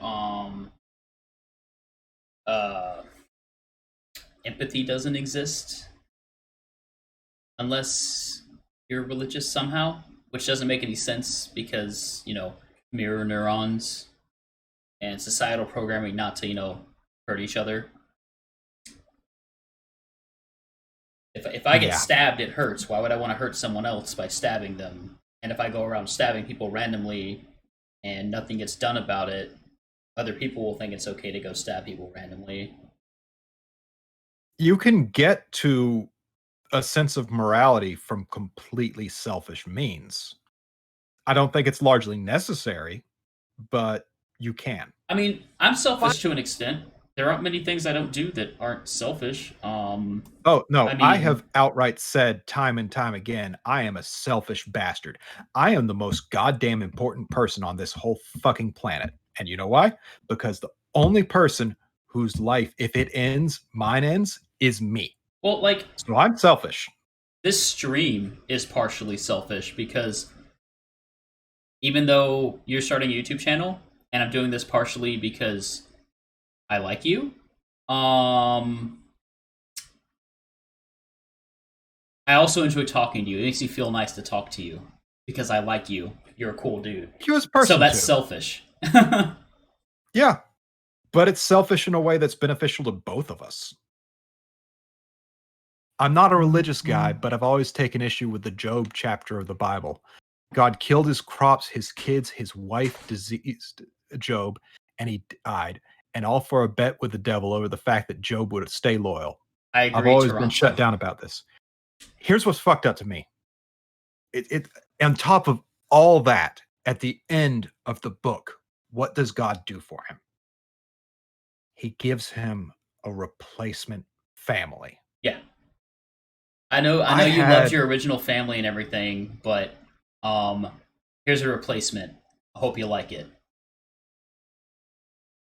I had a girlfriend when I was 18, dated her for 3 years. She was epileptic. She died from a seizure, had a brain aneurysm, and it fucked me up for years. Just was terrible. Did terrible things to my mental health. And if somebody were to tell me, don't be sad about it, I'll give you a new girlfriend, I would beat them to death.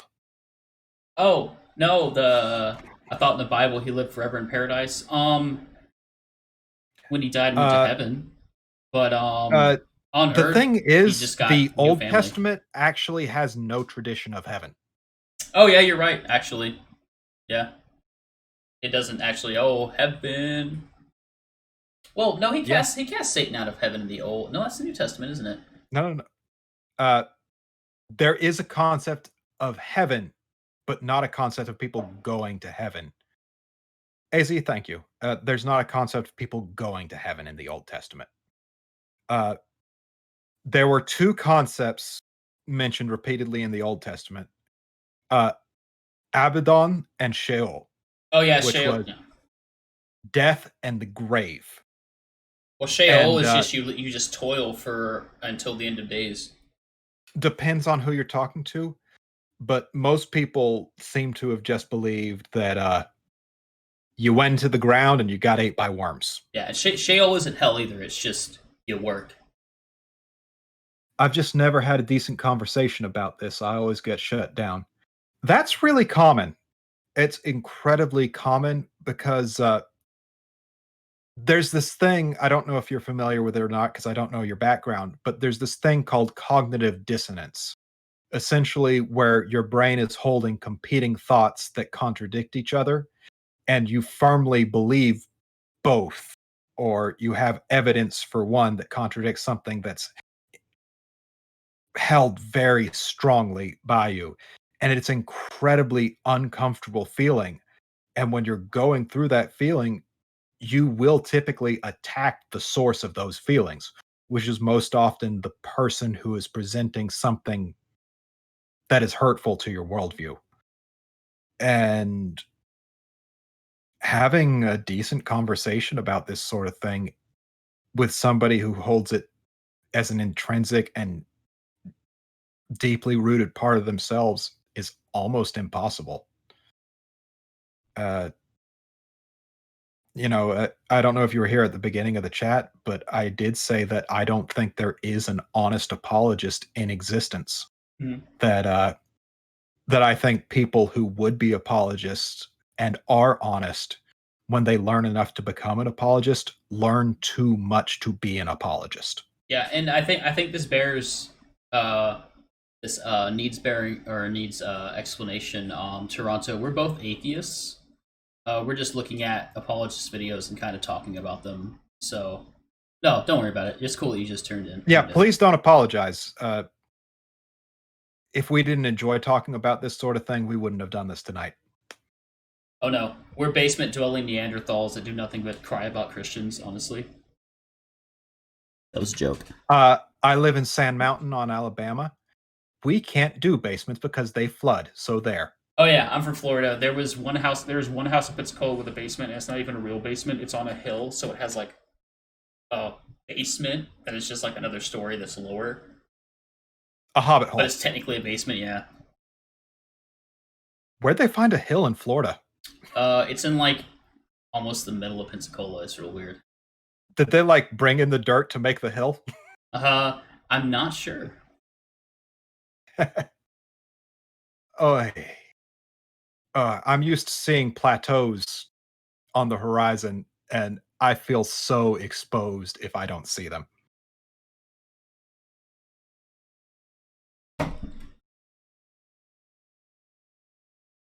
Oh, I was trained to be a pastor at one point in Toronto. Pentecostal. Yeah, I tried it. I was actually looking to become a missionary.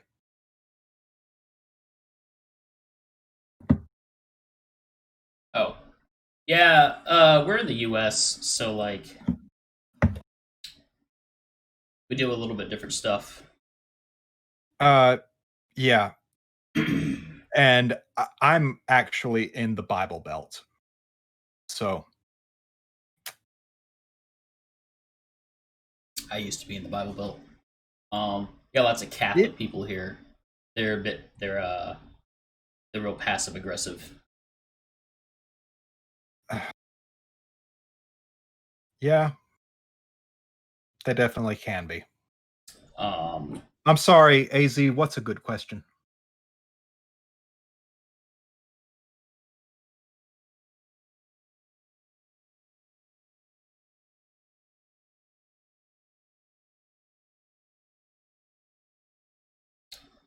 but yeah, and it needs to be said now that there's somebody here that doesn't normally hasn't interacted with me specifically. I don't really have any issue with benign like progressive Christianity that isn't like using their religion to couch their bigotry and stuff. But that's a real common problem here in the U.S., especially with this guy specifically. His YouTube channel is filled with lots of homophobia and such. So, and prescribing things to people that don't believe in the same God that he does, or don't believe in any gods in general that are harmful. Mhm. But yeah. Anyway, you can Kerosene continue. the whole anthill. Who are you to argue with me? Why would You're we acting not like kerosene the Stardust whole should anthill? flourish and should produce and should do well. I think there's actually a lot of human suffering in the world, and if we just ended it all, we would end a lot of human suffering. And there are actually a lot of people who think just like that. If I don't have an afterlife in my belief system, why would I want to end my life? Because being alive and experiencing the world is objectively better than not existing. I decided a long time ago that I would accept any level of suffering it took to be alive. I will. I don't care what level of suffering it is. I don't care what level of pain it is. I don't care. I will live as long as I can. Yeah. And I did this specifically because I don't believe in an afterlife. Well, And I there- want to the- keep other people alive as long as possible too. Yeah, and there's something in chat.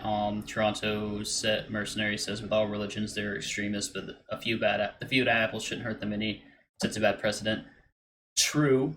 So, but at the same Toronto, time, evangelical Christians are destroying America. Honestly. yeah, I don't know how it is in Canada right now, but if you take a look in America right now, we have a very large anti-science, anti-intellectual, anti-atheist movement within the United States. I'm a short drive from a place in Kentucky called the Ark Encounter, which is a quote unquote museum set up by a group of young Earth creationists under a man by the name of Ken Ham. And these people put forward some very anti-intellectual and dangerous ideas that are hurting people a lot. Yeah, it's more than just a few bad apples. When people like Mike Pence think we should subject people to honestly, I'm pansexual. Mike Pence is of the opinion that I should go to I should be forced to take electroshock therapy treatment to not maybe like penis if my wife leaves me or dies.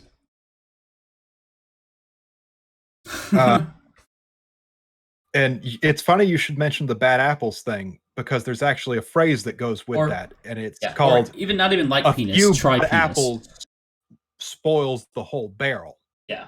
So it's really important that you find those bad apples and you get them out. Yeah, and also I'm not attacking you, Toronto Mercenary. My voice is stuck on sarcasm 100% of the time. It's just the way I talk.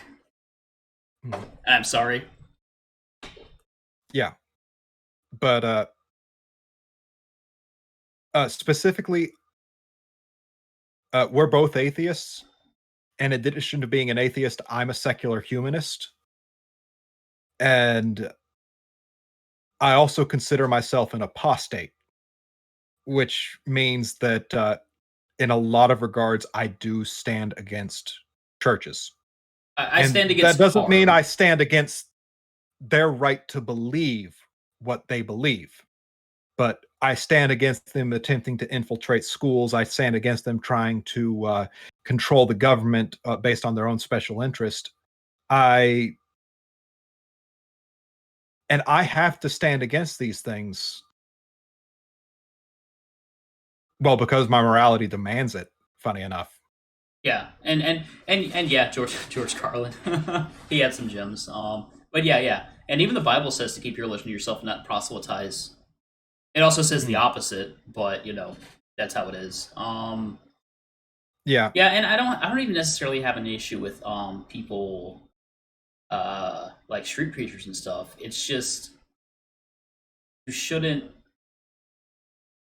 I don't necessarily think I'm not for thought crimes and stuff, but like someone needs to be there when for every one street preacher there is screeching about how there's something wrong with me because of how I am, just inherently. There should be another person going, prove it.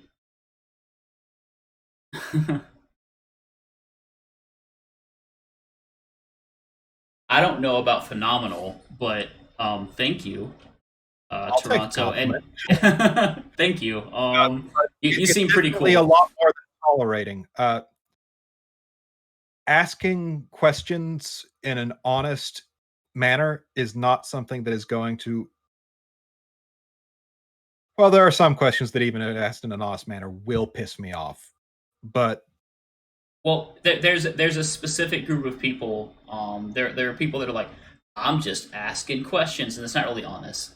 They're like, well, if gay people can get married, what's wrong with marrying a cow? And that's not an honest fucking question. and my answer to that has always been the exact same justifications I use for allowing straight people to get married are the same justifications I use for allowing gay people to get married. Yeah, I would even go as far as to say people in polycules should be able to get married. Yeah, I got no big deal with that. My big thing is that you would have to revamp the tax code Oh, and for take a sure. look at what it means to, you know, have that sort of relationship and what kind of tax cuts that should entitle you to. I And think they should get the same tax cuts as me and my wife get yeah, without kids, which is almost none. Like, we just need to tax billionaires more to fund social programs. But I'm getting into politics. agreed. You can continue the video whenever you're ready. We got like 30 seconds left in this. No argument with them, no objective basis for morality. All you have is preference. So they commonly use the term objective that I don't think is a very accurate term Well, to be using here. There's a thing called objectivism. You know what objectivism is? I'm looking it up now. This is my bullshit bread and butter. If you ever read an Ayn Rand book, you know what objectivism is. Objectivism, or a poorly explained version of it.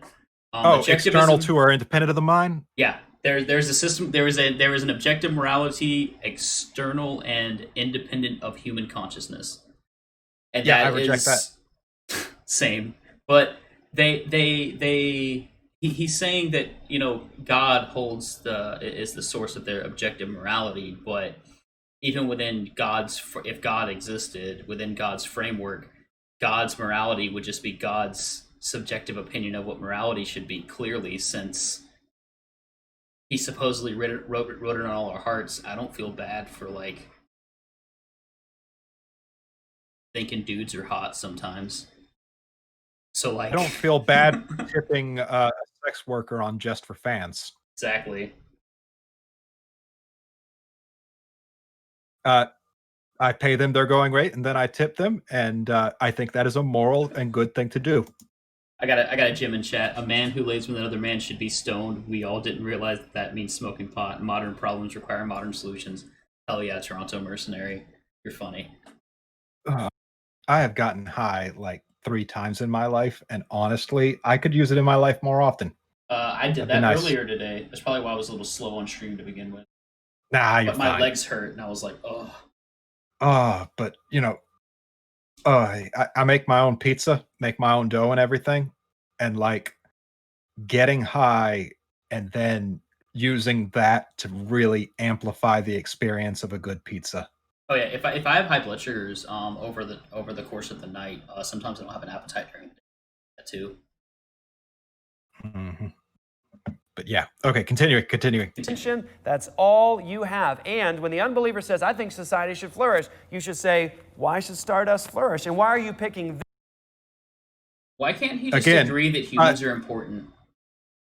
Like, what's so hard about going, me and also this atheist that I know, though we disagree on theology, and that God exists, and he doesn't believe the same thing as me, we both think that humans are valuable and we shouldn't harm each other. Why can't they just agree to that? It's so simple. Yeah. And here's my thing here. Toronto, I don't know if you were here when I talked about the fallacy of composition. I'm not sure how familiar you are with epistemology, but a fallacy is basically a way of thinking that has been proven to be a bad tool in your own toolbox. And please don't apologize.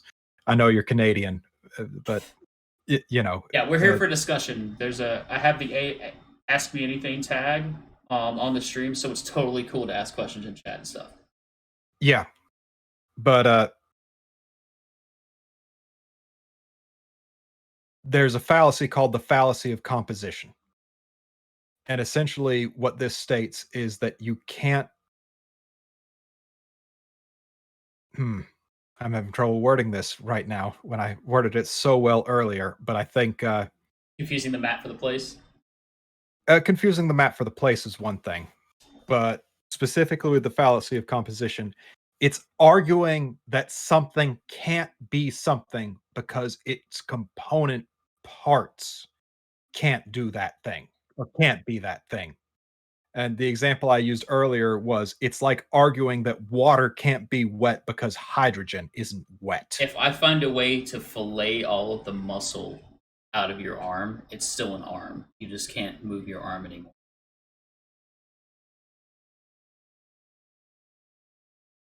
I hope that was an example and not a threat. That was an example. I don't think I had the stomach to even try that, honestly. I do not like inflicting harm on people. I feel bad. Yeah. Yeah.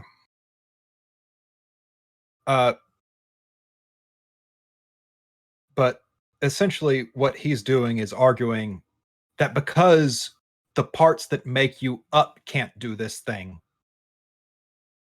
you can't do this thing without something external from that. And it's two things.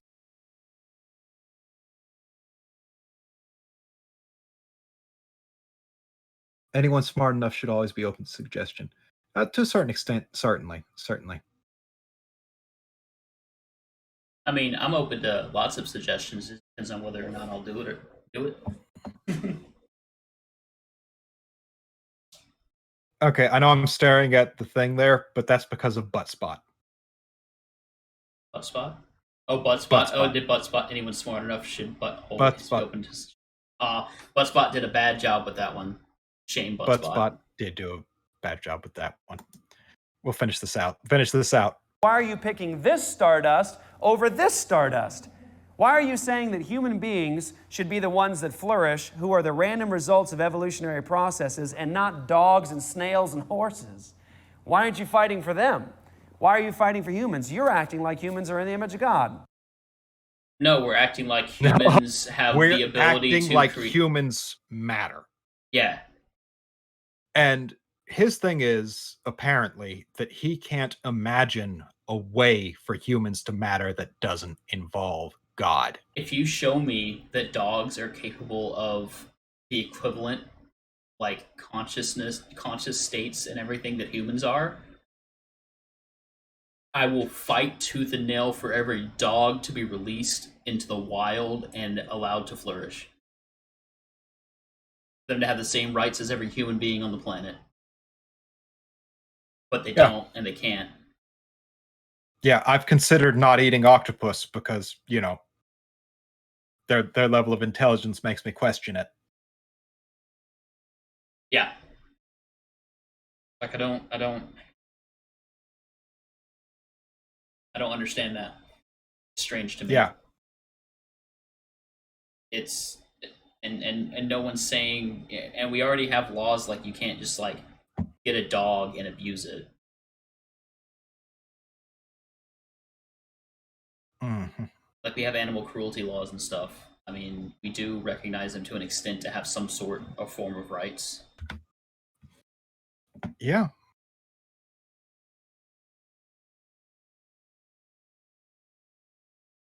I don't know. I don't know how somebody can keep on answering questions and still not answer them. I don't know how somebody can talk around a question that long.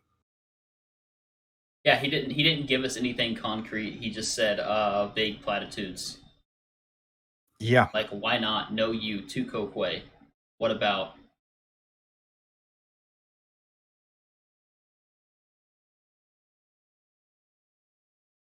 Does he have another video on atheists? Because I like that one. He has so many on atheists. Hold Does on. he- Let me pull up some more because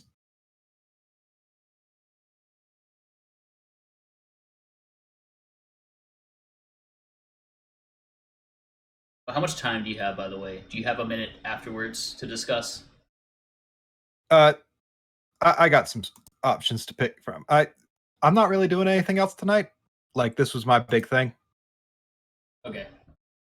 Like I normally take a walk with my aunt at nights, but like we already talked that I wouldn't be available tonight. Okay.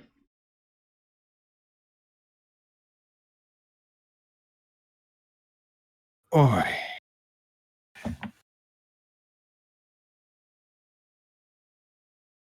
Most Also- of these are conversations between two people, which are hard to do.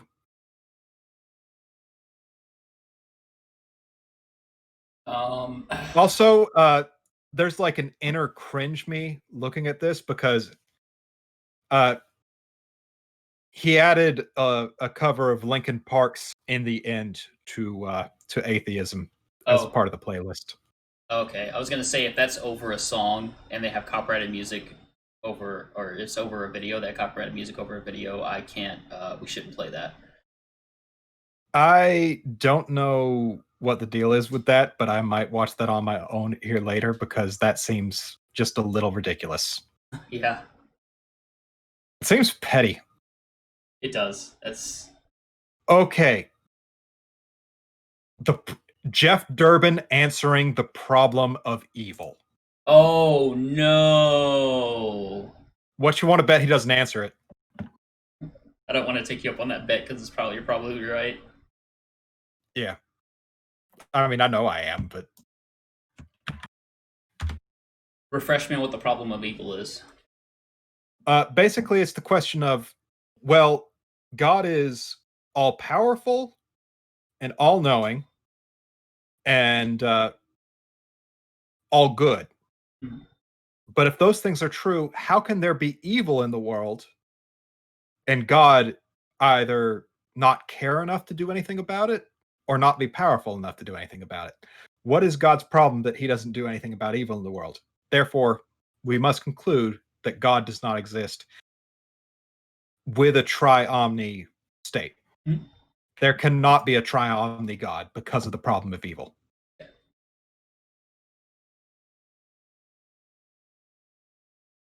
Which, whether or not he takes it to mean that, I don't know. With a college student. It's not simply a question of playing an intellectual game. I've sat in front of people who have been gang raped, people who have. Why does he bring that up? Things. And the first thing I would do is say this: when you and It's I a have creepy thing to bring up. Well, first of all, as a Christian, the powerful thing is, with starting with him, is that I actually have a basis to call something evil and complain.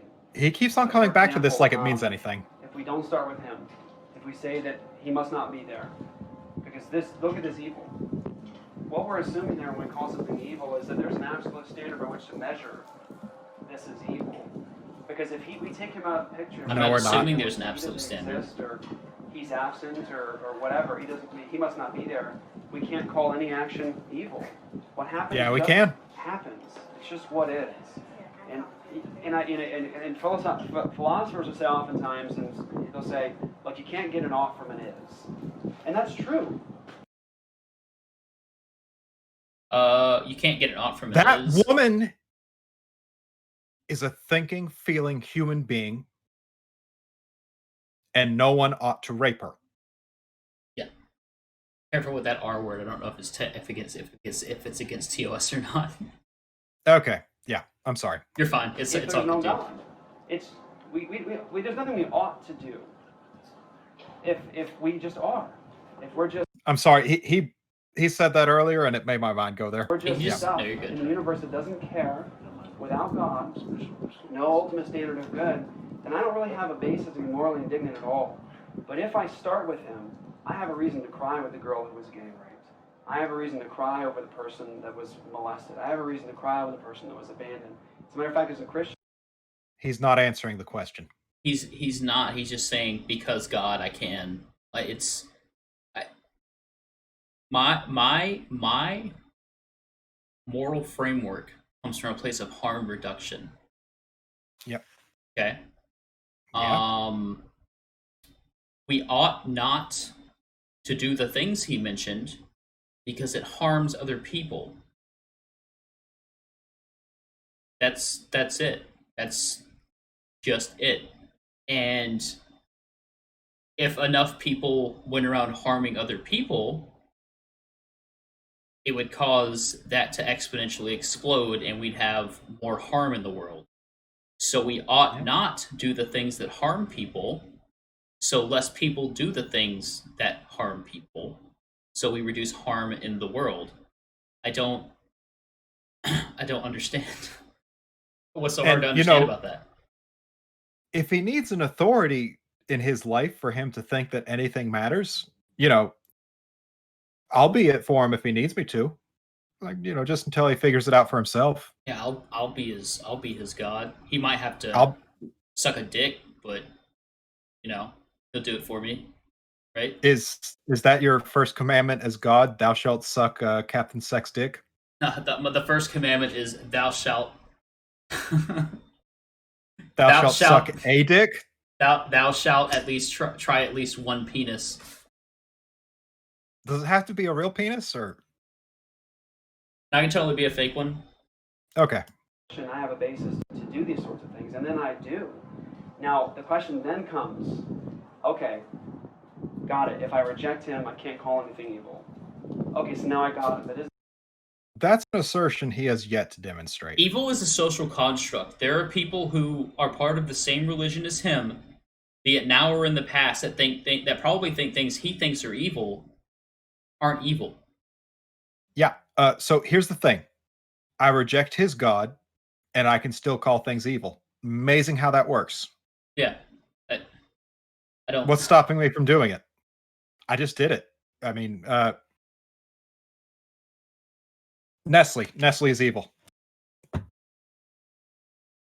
Doesn't answer the emotional problem, right? Of, well, how come I have to deal with all this? So that would move to this second thing to think through. And then if I start with him, I can call things evil. If I start, she looks so incredibly uncomfortable with him. Like, you picking up on that too, or what? Oh, sorry, I was reading a comment from Toronto Mercenary in the chat talking about Machiavelli, stating that if you are loved, you cannot really be feared, and if you are feared, you cannot really be loved. In his mind, as can be seen from the quote, it is better to be feared than to be loved. However, Machiavelli states that fear is only better when you are not permitted to also have love. Is that from some fucked is up that shit. from The Prince? I'm trying to remember. Is that from the Prince? I don't know. I've never read Machiavelli. I have the book. So- I have not. The closest thing to anything like that I've read is Paradise Lost back when I was a teenager. Yeah.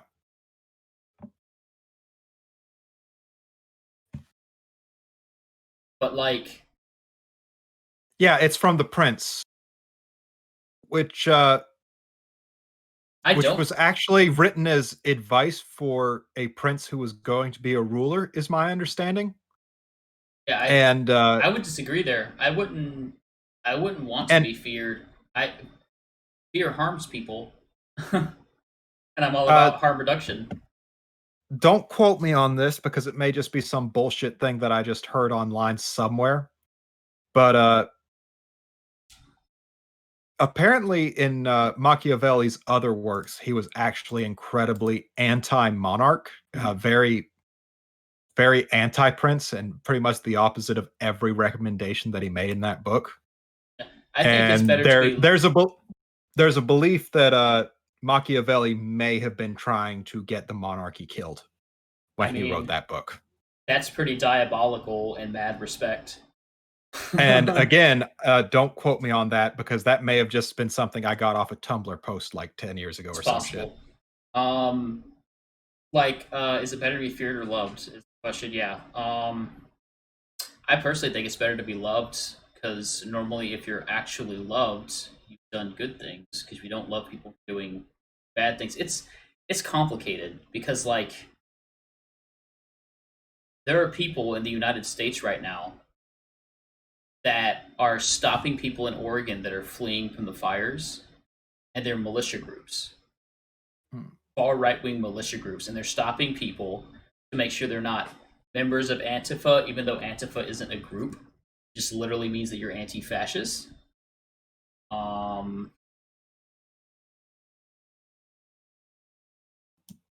Yeah. Oh, that's terrifying. And that's fear, and they're doing terrible things, but they think they're correct. Like, but I don't think anyone, because okay, so I'm gonna explain something, and I'm probably gonna sound like a dick for a minute here. I don't think anyone loves an actual God. They love a concept of God because I have seen no evidence to suggest or to demonstrate that there is a God or gods.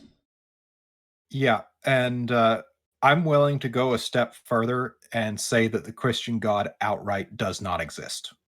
Well, the omni God, since literally all morality is subjective, and I will die on this hill.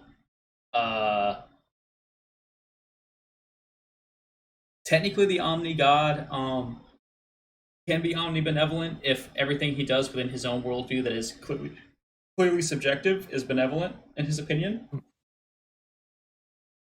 I don't think he can be omnipotent though, because that's a paradox in and of itself.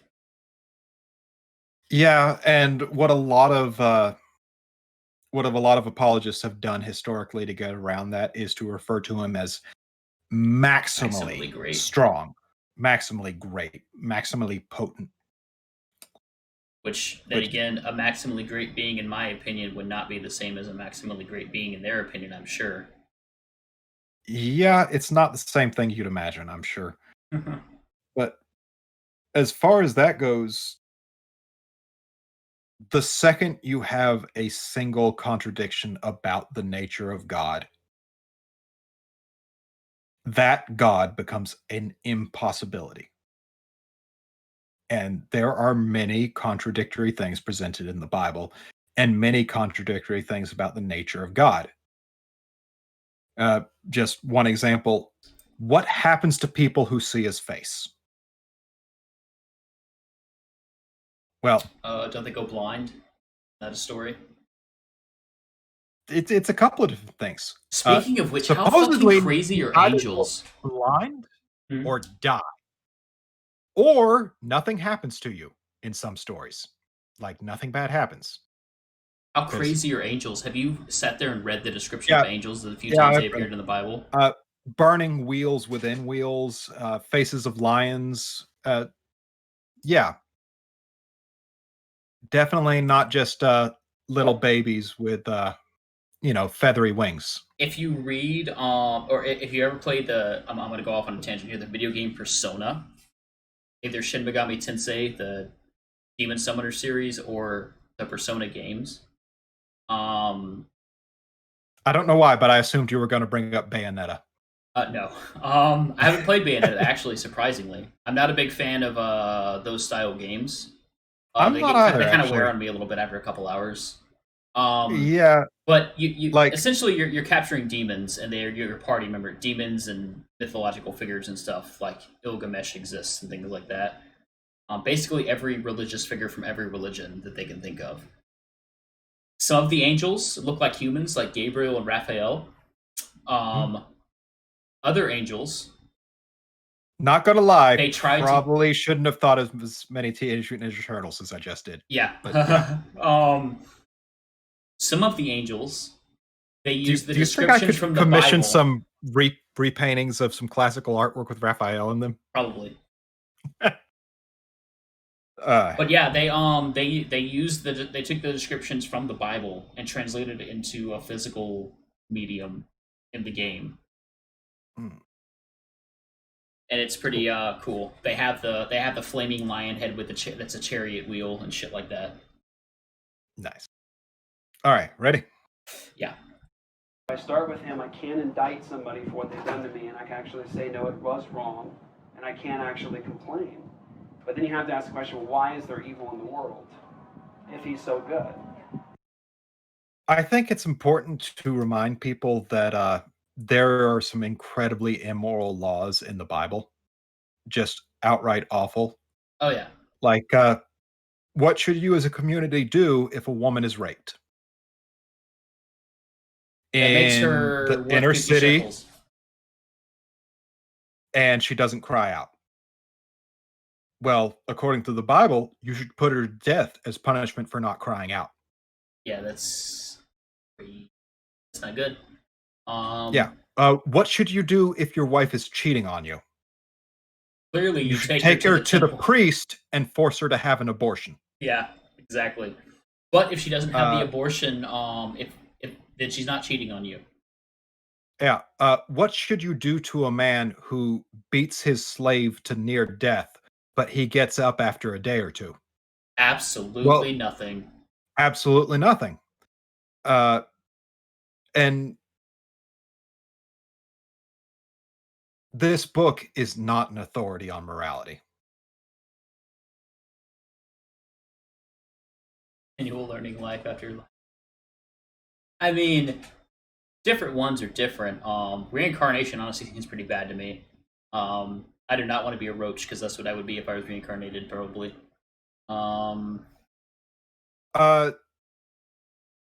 See, unlike the Christian God, I won't say that reincarnation is absolutely impossible, but I won't believe in it until I'm given reasons to believe in it.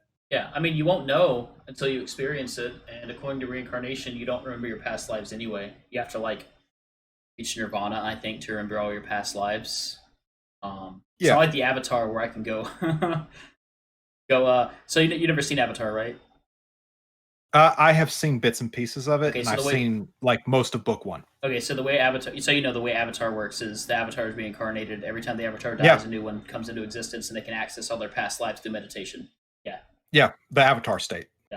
I don't know, but yeah. So I mean, some religious ideology isn't necessarily bad, but the stuff that I've seen that is religious ideology that is good, there's nothing stopping it from being achieved through secular means, because everything that I've seen that is good, I came to after I left the church, for the most part. Besides, like, don't stab my neighbor type of thing. Yeah. And again, that's the reason I turned to secular humanism. Because I do think we can take the good shit away from religion and use it however we want to or need to.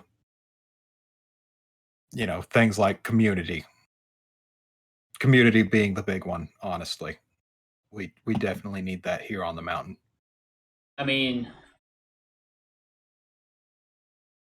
Muhammad being a prophet, not actually a god, is pretty easy about it. I mean, maybe, I guess. At least Muhammad actually existed. Yeah, we do have historical evidence for the existence of Muhammad. And, props to him for writing his own religious book.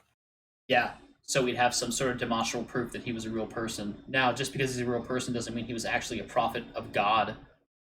Yes, but it I doesn't mean don't he believe existed. for a second that he rode upon a winged horse and, yeah, we can both read chat. I don't believe for a second he rode upon a winged horse and split the moon in two. No. I also don't think pre-cooked chicken fell from the sky. I didn't remember that one. Yeah, I'll have to find the surah. It's pretty lit. Yeah. Funny enough, I'm not doing it though, now. it was actually Christian takedowns of Islam that got me to critically examine Christianity. Like looking at the standards of evidence that they were applying to Islam and realizing that Christianity did not meet those standards either. I mean, I had a close friend who was a big influence on me that he was always, since the day I met him, he's always claimed he was an atheist and everything. And when I started questioning, when I was like, hey, maybe we shouldn't be fucking bigots, kind of talked to me after the incident at church and helped me through that. Right. Oh yeah, exaggeration happens a lot in religion, especially if they're trying to get a point across or make themselves seem bigger than they actually are. Mhm. And I think it's like the story of catching a big fish. The first time you tell somebody about a fish you caught, you're like, it was this big. And then it gets bigger and bigger and bigger with each retelling. And, your great grandchildren might be talking about the time their great grandfather caught a whale at the end of it. Mm-hmm. Things get big. Like, my personal pet hypothesis on like broken telephone game. Yeah, my personal pet theory on Jesus is that it's actually an amalgam of a few different legends of itinerant rabbis in that area, because we do know that there were doomsday cults in the area at that time. Yep. But I maintain that there is no one historical Jesus. Yeah, that Like, that makes I a lot don't more sense think- to me. Yeah. I think maybe some of the people they claim were the apostles were actually those other rabbis. Personally. And that's possible. All right, we continuing?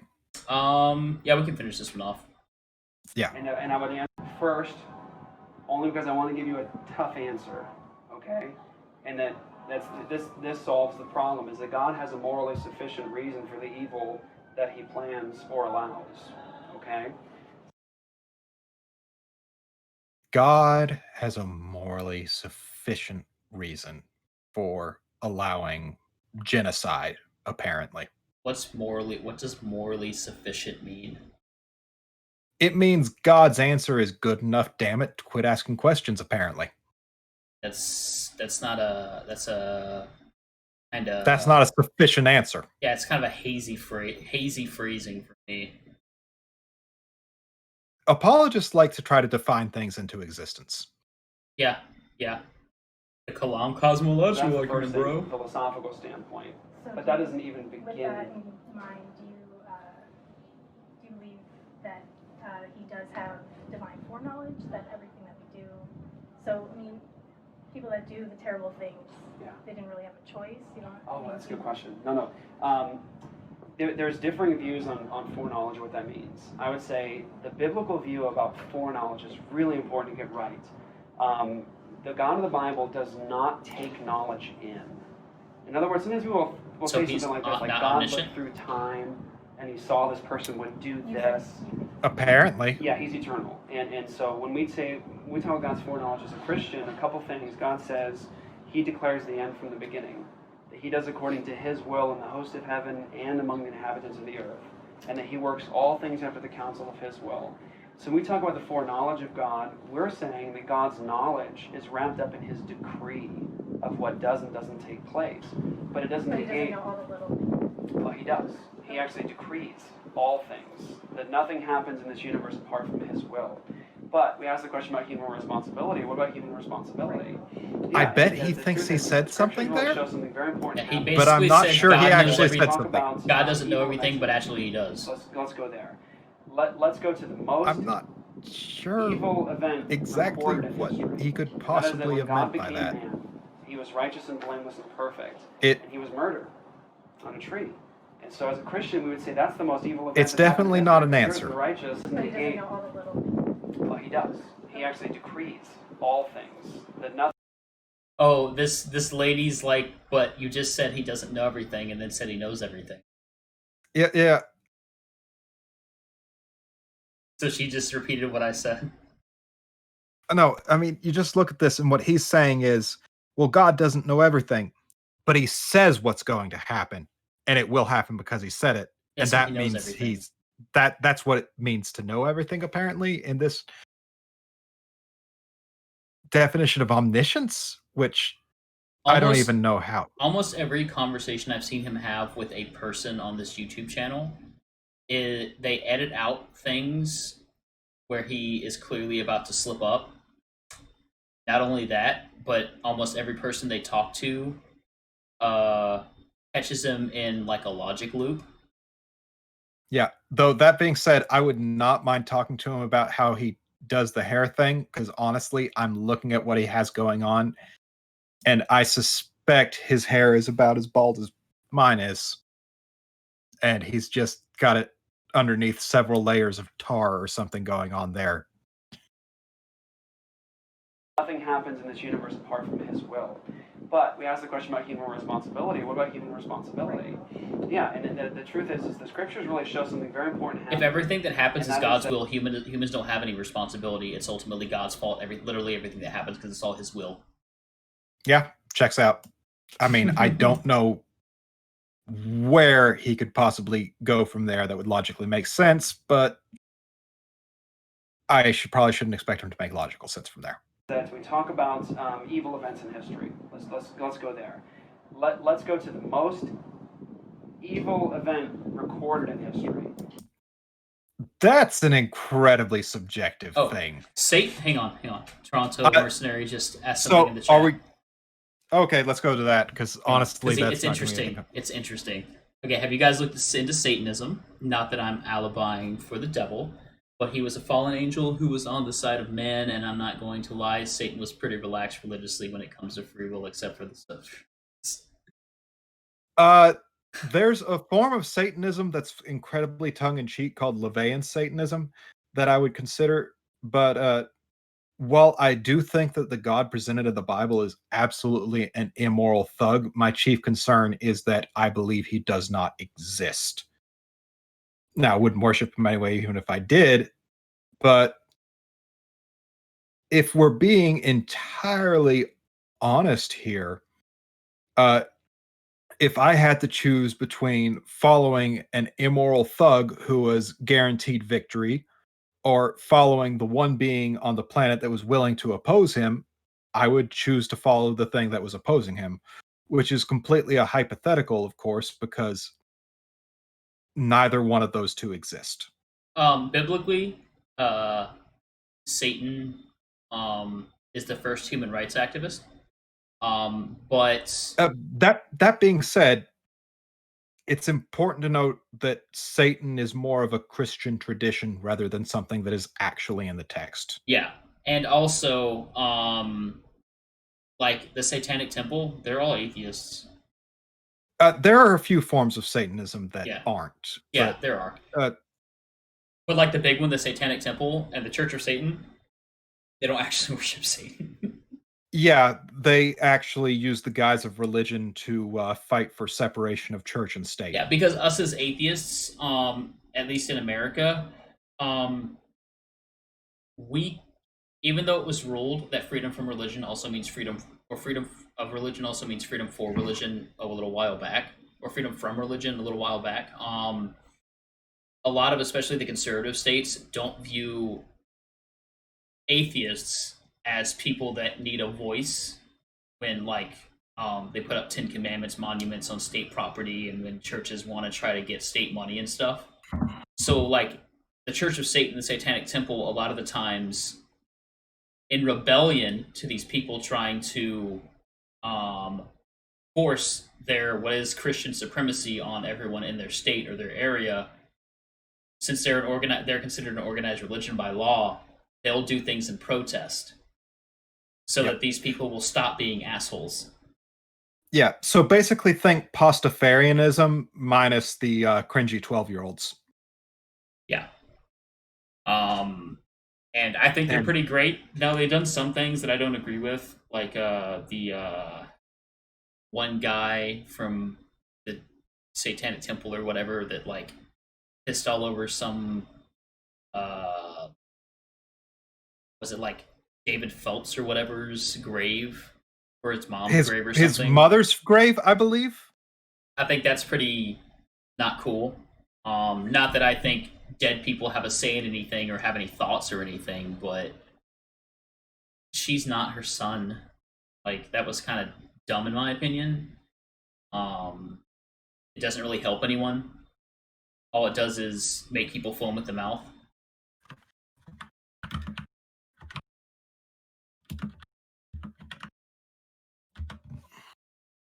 Yeah, Satanic Temple's pretty cool. There's actually a video floating around online of Lucian Graves. Lucian Graves or Lucian Greaves. I don't remember exactly what his last name is. He's on Tucker Carlson's show, and Tucker Carlson describes the First Amendment to him and gets it wrong, and then he proceeds to, word for word, state what the First Amendment is to Tucker Carlson. He's like, no, you're wrong. This is the First Amendment, and then recites it word for word, and Tucker gets real fucking mad. God. I hate fucking Tucker Carlson. Honestly, he'd at least give me a laugh if he put the bow tie back on.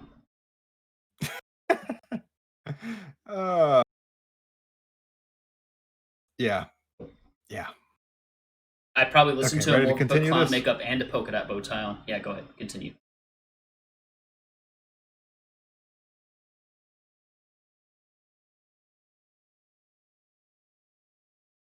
Still there? Yeah, I cut out for a minute there. Yeah, you lagged out. I saw it. Yeah, I think my cousin's playing Xbox. Okay, we'll stop. I plan on this to be the last one anyway. So Yeah. Let's let this be the last one, and we'll stop. Yeah, we can have a powwow about the 3-hour thing we just did. Yeah. And that is that when came man, he was righteous and blameless and perfect. He was murdered. That was a good joke, Toronto. On a tree.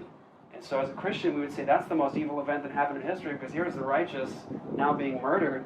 And it's interesting as you look at the text in the book of Acts, how the Christians prayed when it happened. They said, when they were praying, in this city, gathered against your holy servant Jesus, were Pontius Pilate. Okay? There's a Roman governor that has totally different motivations as to why he had Jesus delivered over. Okay? He was a coward. He was afraid of the crowds. He said he was innocent. I would like to point out that there is historical Pontius Pilate who is an absolute tyrant. Yeah. Just ruled over the Jewish people there ruthlessly. He is reported to, on one event, have placed Roman soldiers in a Jewish protesting crowd and snapped his fingers as a symbol to draw their swords and kill people in the crowd. Yep. This man was no pusher. No pushover. Just so, again, that's one of the reasons we are fairly certain that the Bible's just wrong. And as far as that goes, you'll notice that the books that come later, chronologically speaking, as in when they were written, try to justify a lot of things going on there. And one of the things added to one of the later Gospels was Pilate's wife convincing him that Jesus had something more to him, because the person who, and this is hypothesis, wrote the book. I'm sorry, am I still here? Yeah, you're still there. I'm listening. Okay. Your camera just freaked out for a minute, and I didn't want it to be. Yeah, I fixed it. But we could hear everything you said. You heard everything? Okay. Yeah. But trying to make sense of things in regards to history that was known is a common theme in these books as you get further away from the supposed original event, which is not an indicator of inerrancy. No. I wash my hands, right? In history, he says, I find no fault in them. And then he gives them over to him to kill him. So he's For the Bible tells me so. That is the only place where it takes place in. afraid of the crowds. The second thing is the people of Israel, he had exposed them in many places to leadership. And so they wanted him killed. And then it says the Gentiles, well, that was like the Roman citizens and soldiers. They just kill people. So like that, they do that on the street. So all these people had different motivations. God was not putting a gun to their head saying, you killed Jesus.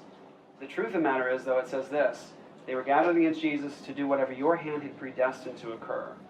They wanted to kill Jesus. It was in their heart to do it. God determined to allow them to have what they wanted, which was to kill Jesus. And it was according to his sovereign plan to allow them to kill Jesus for the salvation of his people. So I feel like, yeah, this has been said by other people, but I'll go ahead and say it again. His plan was to send himself down as his own son and offer himself up as a sacrifice to himself to act as a scapegoat for rules that he made. And his plan was to give up a weekend, just a weekend of being in the grave, basically being asleep. And that was the big price he paid. So what about that makes any sense? None of it. He could have just gone, I'm tired of this, I'll just change it. It's all powerful, right? Why does he need to make like weird loopholes and shit? Toronto's got something going on here.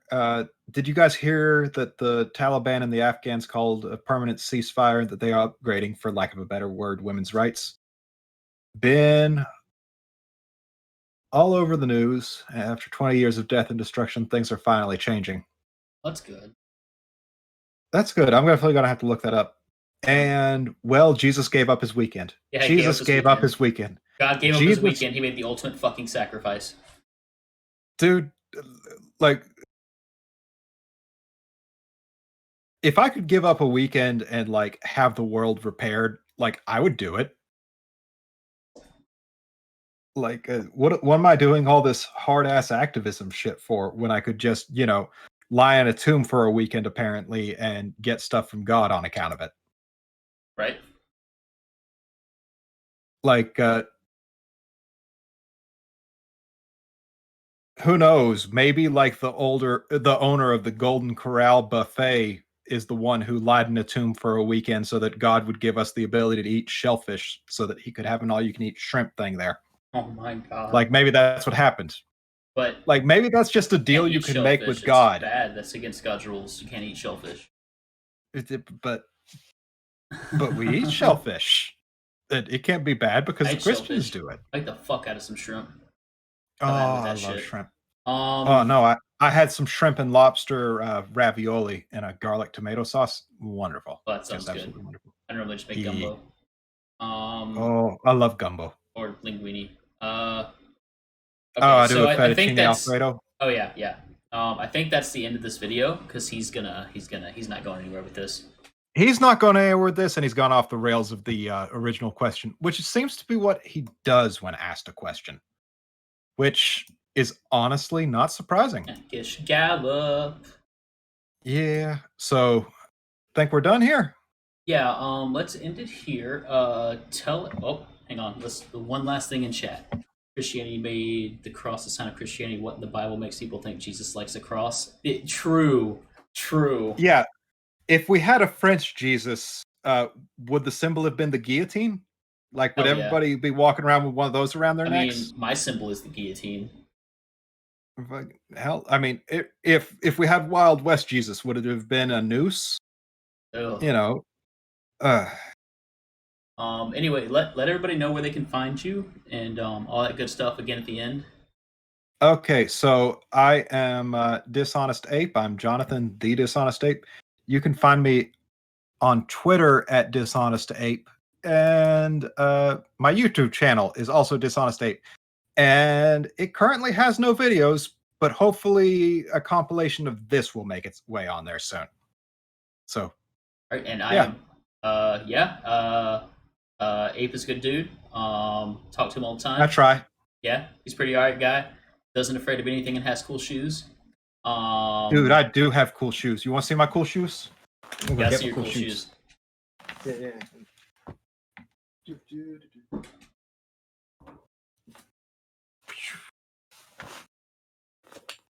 Oh yeah, no, you're cool. I like you. You're I think you're the first actual rando that's ever actually been here on one of my streams. That was actually productive. Before you two go, Oh.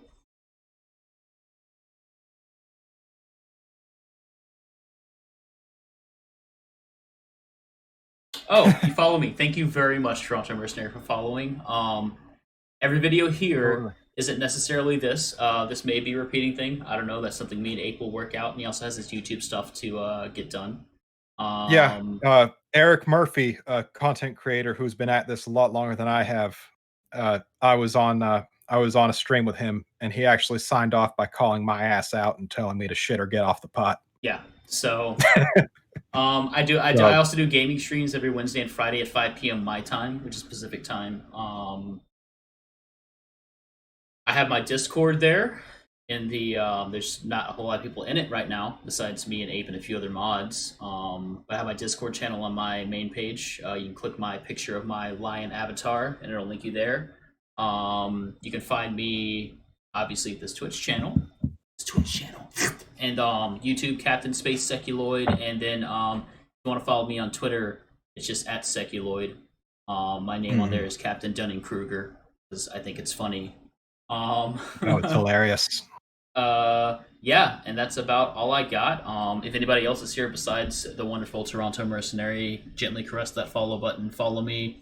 And again, you can find Dishonest Ape at Dishonest Ape on YouTube and Dishonest Ape on Twitter. He's a pretty fun guy to have following. Well, I appreciate you hanging out. You were wonderful to have in chat. You seem like pretty cool people. Please, if you